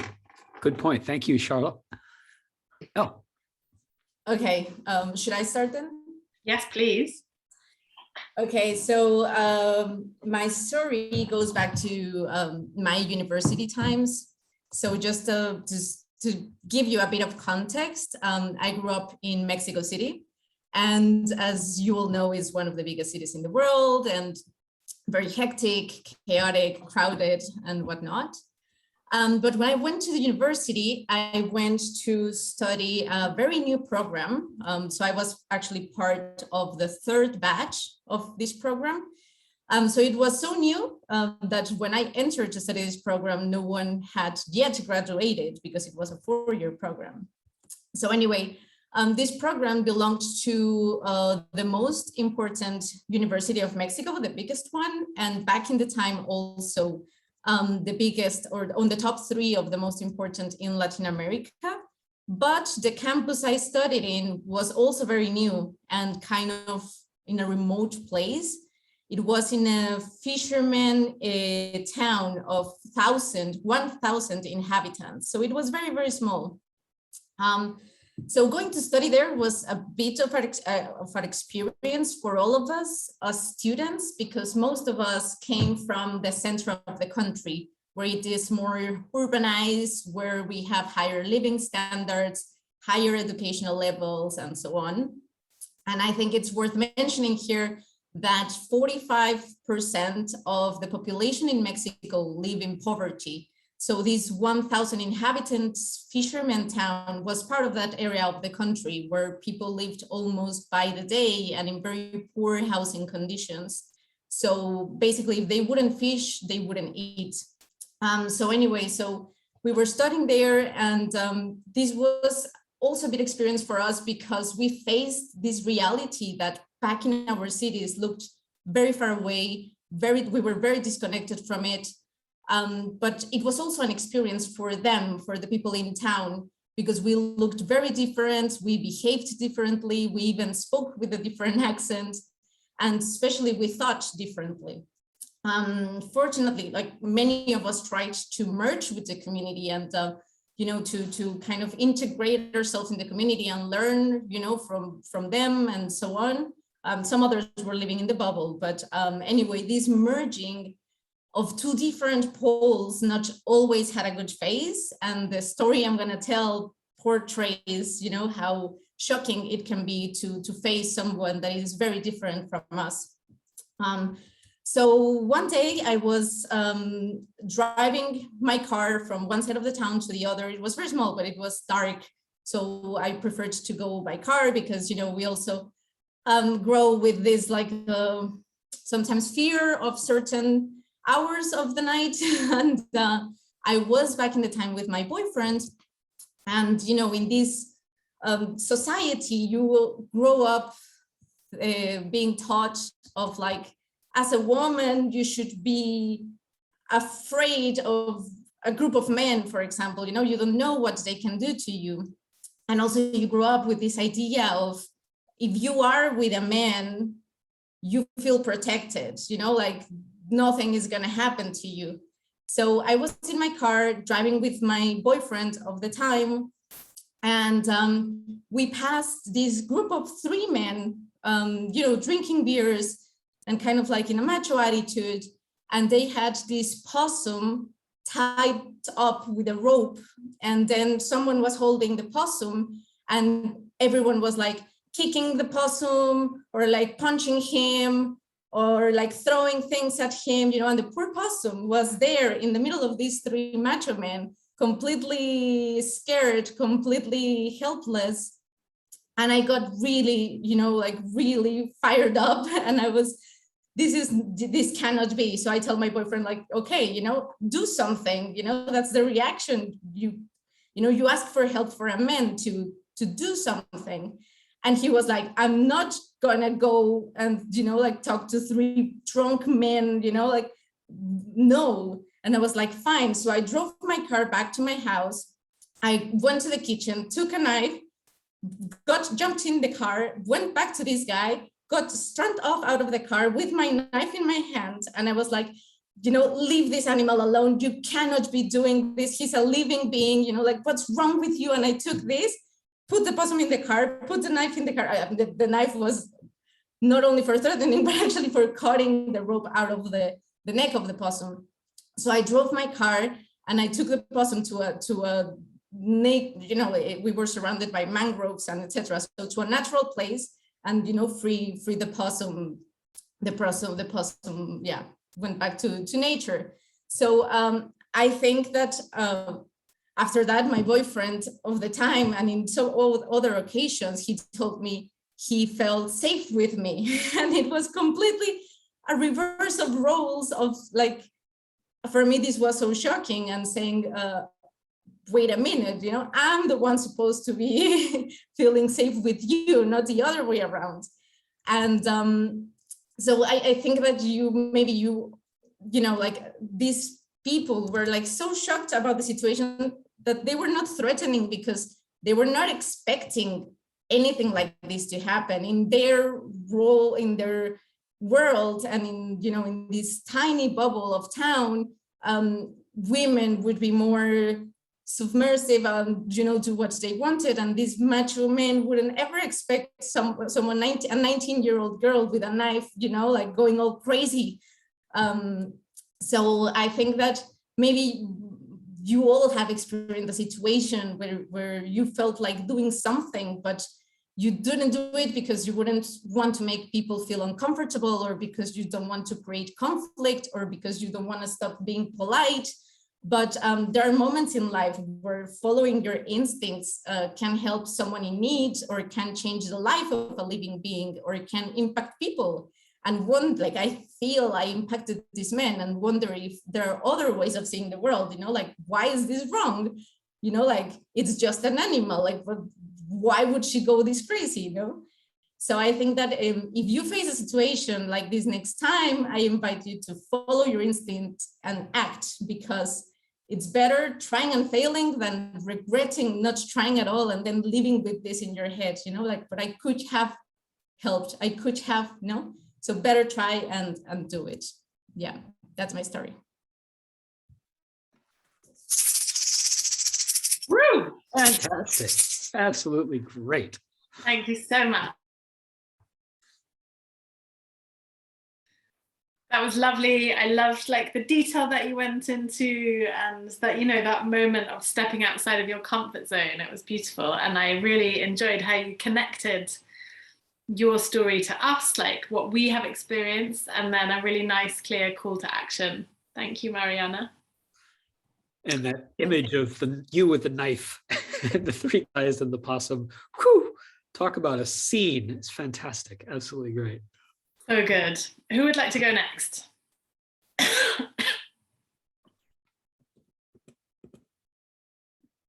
Sylvain? There anybody else? No? No? Or Albert? Or either. Who? No, I can. Yeah, you can? No. Great. Go. En français ou? Oui, en français. Ok. Moi, j'aurais peut-être pas tous les mots en anglais. Stéphanie, on te voit faire du yoga derrière. C'est pas grave. Donc, moi, en fait, comme vous le savez, mais les gens ne le sauront peut-être pas forcément, j'habite à plus de 200 km de l'océan. Et depuis mon enfance, j'ai toujours été attiré par les sports dits extrêmes, enfin du moins qui venaient des États-Unis, BMX, skateboard. Et j'ai découvert le surf, et par le biais du bodyboard d'abord, mais le surf pour moi, ça semblait quelque chose de totalement inatteignable. Je suis pas athlétique, je suis pas un grand sportif, et en plus, je savais même pas nager le crawl. Donc, et quand j'ai vu les premières images de surf, pour moi, c'était vraiment un truc incroyable, le truc des rois, le sport des rois. C'est vraiment le truc de ma vie. Enfin, je pensais même pas pouvoir surfer un jour. Et puis, par le biais du bodyboard, quand j'ai pu aller par mes propres moyens au bord de l'océan, j'ai eu mes premiers contacts avec le littoral, avec l'océan. Ça m'a beaucoup plu. Et puis après, j'en suis venu à surfer. Mais ce qui m'embêtait, c'est ce qui m'a d'ailleurs ouvert les yeux sur l'environnement, la nature, et pourquoi il est important de la préserver. On protège ce qu'on trouve beau en général. Ce qui nous touche au plus profond, on a envie de le protéger. C'est ce qui m'est arrivé avec le surf. Ça m'a sensibilisé à la protection de l'océan, parce qu'à chaque session, quand je sortais sur certaines plages, elles étaient jonchées de déchets. C'était immonde. Il y avait des déchets, des bidons chimiques, de produits chimiques, des écrans d'ordinateur. Enfin, c'est incommensurable. Et je ne pouvais pas rester sans rien faire, donc je ramassais. J'avais des sacs de 100 litres, 2-3 sacs que je transportais sur des kilomètres. Voilà, j'essayais de faire ce qui était possible pour moi de faire, mais ça ne suffisait pas pour moi, il fallait agir plus, arrêter de tout saccager comme ça. Donc c'est pour ça que j'ai essayé de chercher qui pouvait être une association qui pouvait militer contre ça. J'ai trouvé Surfrider et ça me semblait faire sens de rejoindre Surfrider. Donc c'est ce que j'ai fait à ce moment-là. En plus, c'était à la naissance de ma fille et je voulais agir pour elle, pour son futur. Donc, je me suis dit, je ne sais pas ce que je peux faire, je ne sais pas, mais voilà, rester seul à ramasser mes sacs poubelles, il fallait aller au-delà et essayer d'entraîner plus de monde dans cette dynamique-là. On y arrive un peu maintenant. Et en même temps que j'ai donc rejoint Surfrider, j'ai entendu parler d'un projet de port de plaisance sur une plage où moi j'avais commencé à surfer. qui est une plage de bancs de sable mouvant. Donc, c'est facile pour les débutants. On peut aller y surfer à tout niveau. C'est une très belle plage, site naturel, normalement protégé. Et sauf que 100 mètres plus haut, sur la partie non protégée, le maire de la commune voulait construire un grand port de plaisance pour 900 bateaux. Donc, ça veut dire tout bétonné, ça veut dire du gasoil dans l'eau, ça veut dire des bateaux qui vont et viennent, ça veut dire des déchets en plus, ça veut dire plein de choses comme ça. Et donc, ça m'était... non, c'était pas imaginable. C'était, pour moi, j'étais totalement outré par cette idée-là. C'était intolérable. Et il fallait que je fasse quelque chose contre ça aussi. Donc, j'en ai parlé à Surfrider. Bon, il était bien arrangé que je puisse aller sur le terrain parce que, bien sûr, à plusieurs centaines de kilomètres de là, c'était plus difficile pour eux. Donc, je ne savais pas ce que je pouvais apporter. Bon, j'étais a priori, grosso modo, personne, hein, sans grande compétence en tant qu'océanographe ou en architecture portuaire, ou tout ce que ça impliquait, ou même choses politiques, parce qu'il y a de grands enjeux politiques dans ce type de projet. J'y connaissais absolument rien. Mais voilà, je voulais m'opposer à ça et essayer d'agir. C'est pas possible de rester sans rien faire contre une chose pareille. Donc, j'ai découvert que des gens là-bas se mobilisaient aussi contre ce projet. Donc, j'ai décidé de leur envoyer un message en leur disant, voilà, je ne suis pas grand monde, je ne suis pas grand-chose, mais est-ce que je peux vous aider? En leur disant que j'avais rejoint une organisation qui s'appelait Surfrider Foundation. Ils étaient très heureux que je les contacte parce qu'en fait, aucun jeune, eux, c'était que des personnes âgées, en gros, dans l'association. Et aucun jeune ne les avait rejoints, ne semblait intéressé par ce sujet. Et qui plus est, un surfeur, ils avaient besoin justement de l'avis des gens qui vont dans l'eau toute l'année. Et en avoir un qui était contre ce projet-là, ça les arrangeait bien. Donc, j'étais cet homme-là. Et je me suis retrouvé catapulté dans une salle de 400-500 personnes à devoir monter sur scène, présenter Surfrider Foundation, ce qu'on y faisait et en quoi on pouvait les aider. Et devant ces 500 personnes, je leur ai promis de ne jamais les lâcher, de ne jamais rien lâcher et d'aller jusqu'au bout, même si on devait perdre, de rester à leur côté et d'essayer de faire mon possible. Je ne savais pas quoi encore exactement à l'époque. Donc, on a essayé de faire notre possible, de faire des dossiers pour les enquêtes publiques contre le projet en dénonçant ses travers. Et puis d'organiser notamment des paddling out, des manifestations avec surf sur la plage qui était juste en face. C'est une plage, pour vous expliquer, où tous les étés, il y a des milliers de personnes, des enfants qui jouent dans le sable, à faire des pâtés de sable, des châteaux. Cet endroit, l'été, est plutôt abrité de la houle. Donc, ça permet d'aller nager très loin en ayant pied. Donc, les gens apprennent à nager là-bas. Il y a des massifs rocheux avec des centaines d'espèces, des moules, des étoiles de mer. C'est un lieu magnifique. Pour faire de la plongée sous-marine, c'est un des endroits où on peut en faire en Vendée, ce qui n'est pas évident avec l'eau qui n'est pas très claire toujours là-bas. Mais voilà, c'est un endroit qu'il faut absolument protéger. Et ces manifestations, l'une d'elles, entre autres, le matin même, le ciel gris était arrivé après le soleil, et puis des gouttes commençaient à tomber, puis de grosses gouttes, et du vent qui a commencé à souffler très fort. Et là, on s'est dit, voilà, ça va être la Bérésina. Bon, on a quand même été une dizaine sur la plage et dans l'eau, à aller dans l'eau, à déployer notre banderole, et une centaine de personnes qui nous aidaient aussi sur la plage pour essayer de manifester et de porter au public le combat qui était le nôtre pour protéger ce lieu. Bon, voilà, ça a eu un impact somme toute minime. C'était, on peut le dire, un échec. C'était pas le seul, on en avait fait d'autres qui avaient été un peu identiques. Et puis, donc, suite à l'enquête publique, ça avait été décrété négatif pour le porteur de projet. Donc, le port devait être a priori abandonné, sauf que 5 ans plus tard, on découvre que, eh ben non, en fait, le préfet donne son autorisation et puis que, voilà, les pelleteuses vont pouvoir arriver et le projet va se faire. Donc là, On était dépités. On a essayé de réagir et Simon nous a proposé encore une manifestation sur la plage. Autant vous dire que je n'étais pas très chaud vu le bilan des précédentes. Mais voilà, il faut tout essayer, tout faire. Et on a dit, allez, on y va, on y retourne et il faut protéger cette plage.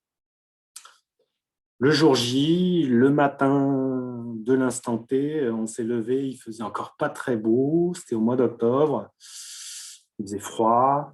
On s'est dit, bon, on a préparé quelque chose pour quelques centaines de personnes, on va voir. Et puis en installant nos panneaux, notre stand et tout ça, des gens commençaient à arriver et puis ça arrivait non-stop, encore et encore et encore et encore, jusqu'à ce qu'on se retrouve à plusieurs milliers sur la plage. La plage était noire de monde. On avait heureusement préparé ça, merci Simon. On avait préparé de leur faire dessiner un SOS humain sur la plage, filmé en drone au-dessus. Et là, ça a donné une image hyper marquante.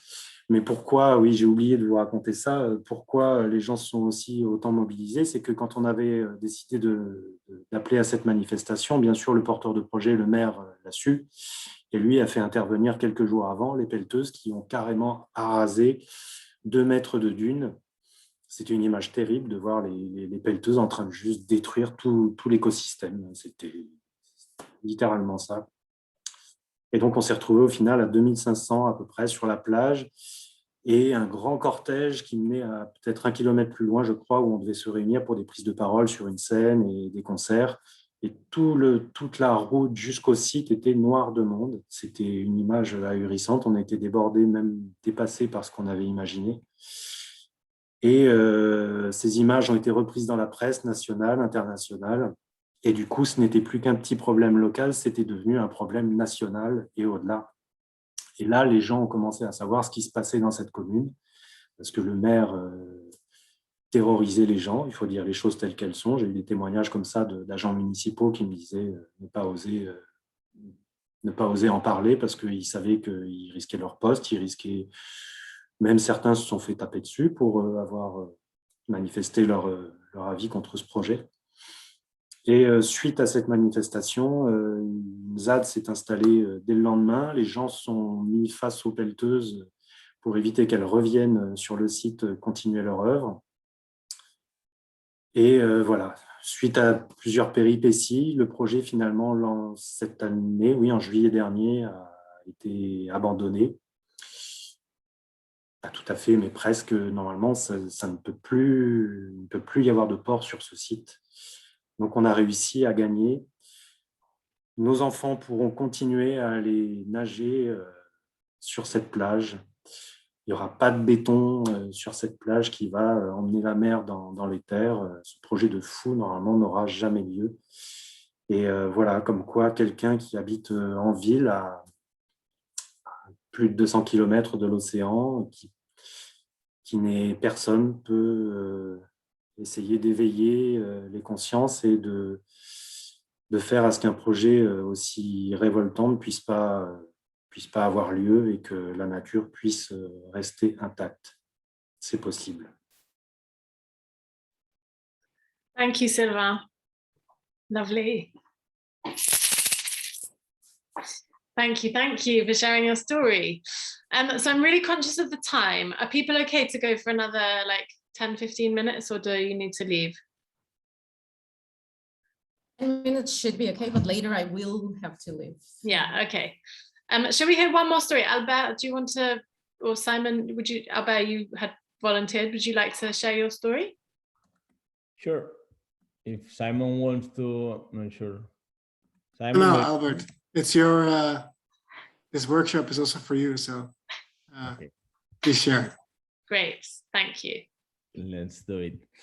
Okay, so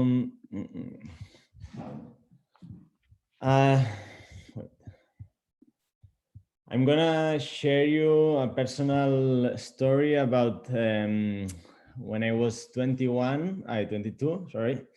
I decided to travel from Barcelona to New Zealand by hitchhiking and with almost no money. So I had a quite normal childhood, nothing strange or different. I had a family, siblings, friends. I went to school, good or normal student, you know. But maybe this is the interesting part, like, because maybe it was too normal, everything too normal, you know. When I went, like, later on, I went to university, I was 18, I was back into routine, like different routine, not like the same in the school. Then there was like partying, having fun, you know, studying, doing stupid stuff.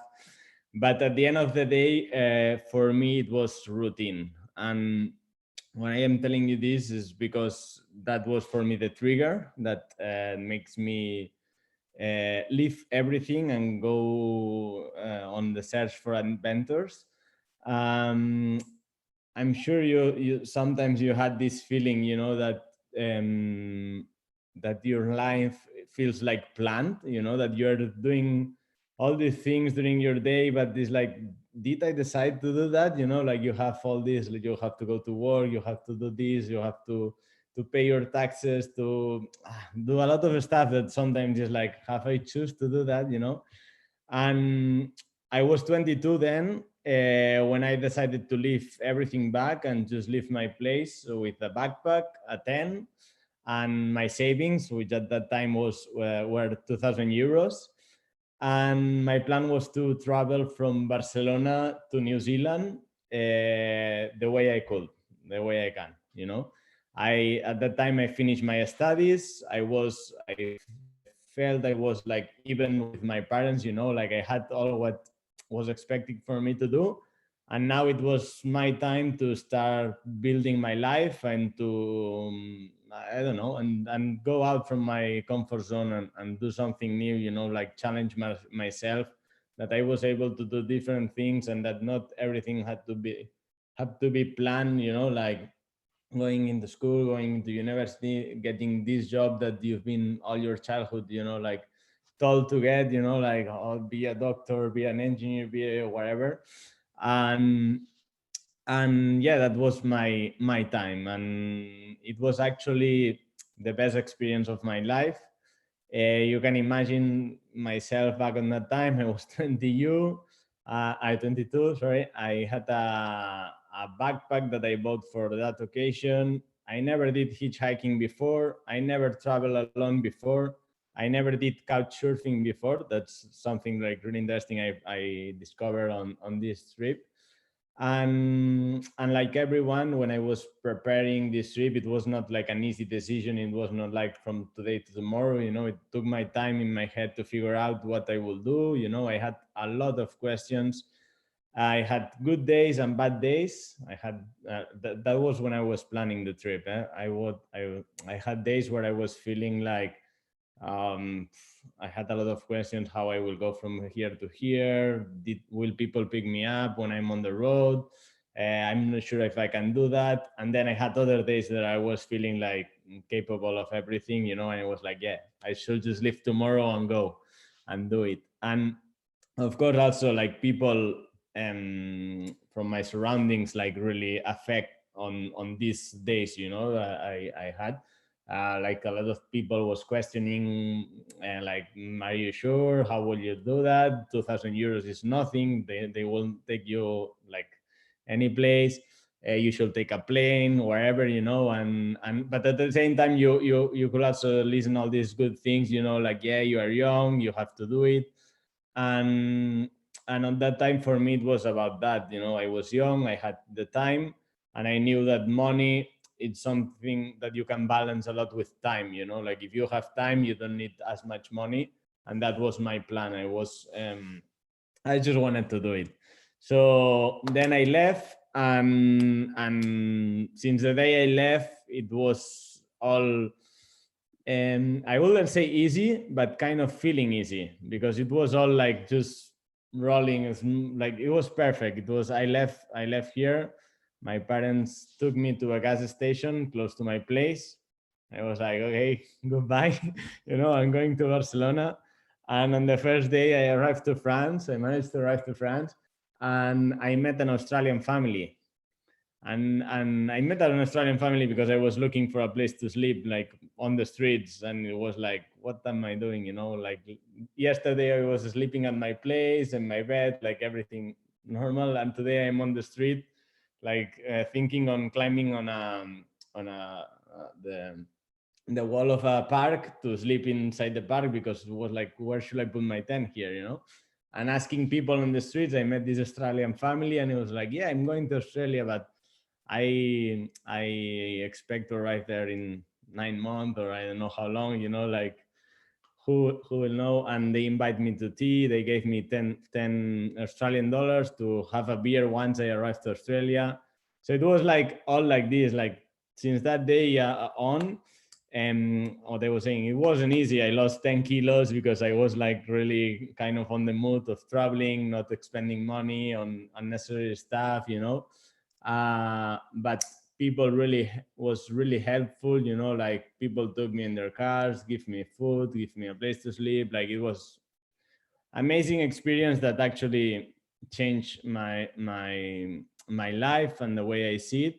I learned a lot from it, and actually it took me 9 months to arrive from Barcelona to New Zealand. And then I stayed at the total, I was 2 years away from home, you know. Then I came back, I was living in New Zealand, then I went around South America to came back and everything. It was a beautiful experience, full of anecdotes and full of stories, you know, that. But my message here is that how, like, I'm sure you had this feeling, you know, when everything is going the right way, you know, start going the right way, and you think, oh, how lucky am I? How lucky am I? Or this is the karma, you know, like bringing good things, and this feeling, it's totally true. Like when you are looking and projecting positive stuff, like good things happens to you. Of course, bad things can happen, but for me, the lesson here is you don't need to go as far as New Zealand, you know. But when you have bad moments, bad situations, when you are sad, like you just need to do something about it, you know. And I knew in my case that it was an escape, kind of, you know. I wanted to escape from what I was living. I wanted to look for something different. And that was my way to bring the positive vibes into my life. But in our day a day, you know, when you have bad feelings or you feel frustrated, lazy, sad, or whatever, you just need to change, do something about it, change your mind, and bring the positive vibes in. And that's it. Great, thank you so much. You're welcome. Awesome. So I think we are probably at time now, but I just want to say thank you so much for your bravery in sharing your wonderful stories. It's always a real privilege to hear people's personal experiences and like get a bit of a window into people's lives and those moments of choice and courage and bravery. So that's really humbling. So I thank you. Brian? Yes, I mean, thank you so much for all of that vulnerability and the story techniques that you wove in there. Absolutely great. And I know this takes a certain amount of courage, and thanks for stepping up to the plate, everyone. We're going to have a conversation with Simon and Charlotte and see how we proceed for tonight. But if any of you are not willing to share your story tonight, if you are not available or you don't feel comfortable, please let us know. We would love to be able to share some of these stories with the volunteers. And we will get back to you with Iris's illustrations of your stories. Those are yours to keep for your social media if you'd like to share. Yes, seeing Albert hitchhiking there. Yeah, again, thank you so much. And we hope that you could use these sort of techniques, not just this evening, if we share them this evening, but in the rest of your life. They're fantastically useful for job interviews, pitching a project, all kinds of things. And you'll see it's like a new pair of glasses. You'll see this pattern in many, many, many storytellers, in many cases where people are trying to get people to jump up and take action. So we'll close with that, but first with a huge thank you, every one of you, for what you do with Surfrider. Yeah. It does my heart good to know that you folks are out there and carrying around your 3-kilo bags of plastic litter and standing up for beaches that are threatened by ports and doing all the things you do. And we don't thank each other enough in the activist world, but thank you, thank you, thank you for what you do. It does my heart good. Yeah, thank you. Thanks to everyone. Yeah. Yeah, Sure. thank you guys for these tools. Are we gonna have access to the recording so we can like check again all the materials you gave, which were super useful? Yeah. Of course. You'll have the materials and you'll have the deck that we did as well, and Iris's illustrations. Awesome. And are any of you not happy to share your story tonight? We probably won't have room for everyone. You don't want to share, Albert? No. I mean, I can share, but I won't be there. I won't be able to be tonight. Okay. If you want to share it with, like, I don't know, you Fine, can. fine, but fine. I won't be able. I'm sorry. Okay. Great. All right. Thank you so much, everybody. Thank you. Thank you. So Sylvain and Mariana, are you comfortable to share your story tonight?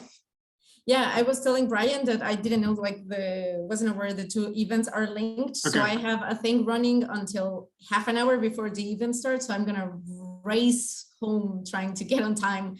Yeah, I will share for sure if needed. Oh, nice. Cool. So you're going to your event now, are you? Yeah, and it runs until half hour before the other event. So I'm gonna try to arrive on time. But if not, maybe I'm gonna arrive a bit late, but I will. Okay. Cool. We'll drop you an email probably later. Okay, sounds good. Okay. All right. Thank you, everyone. Thank you to the interpreters. Thanks, Catherine and Geraldine. And Simon, if you want to stay on, and Charlo, we'll talk afterwards. Great. Thanks, everybody. Okay, see you. Bye.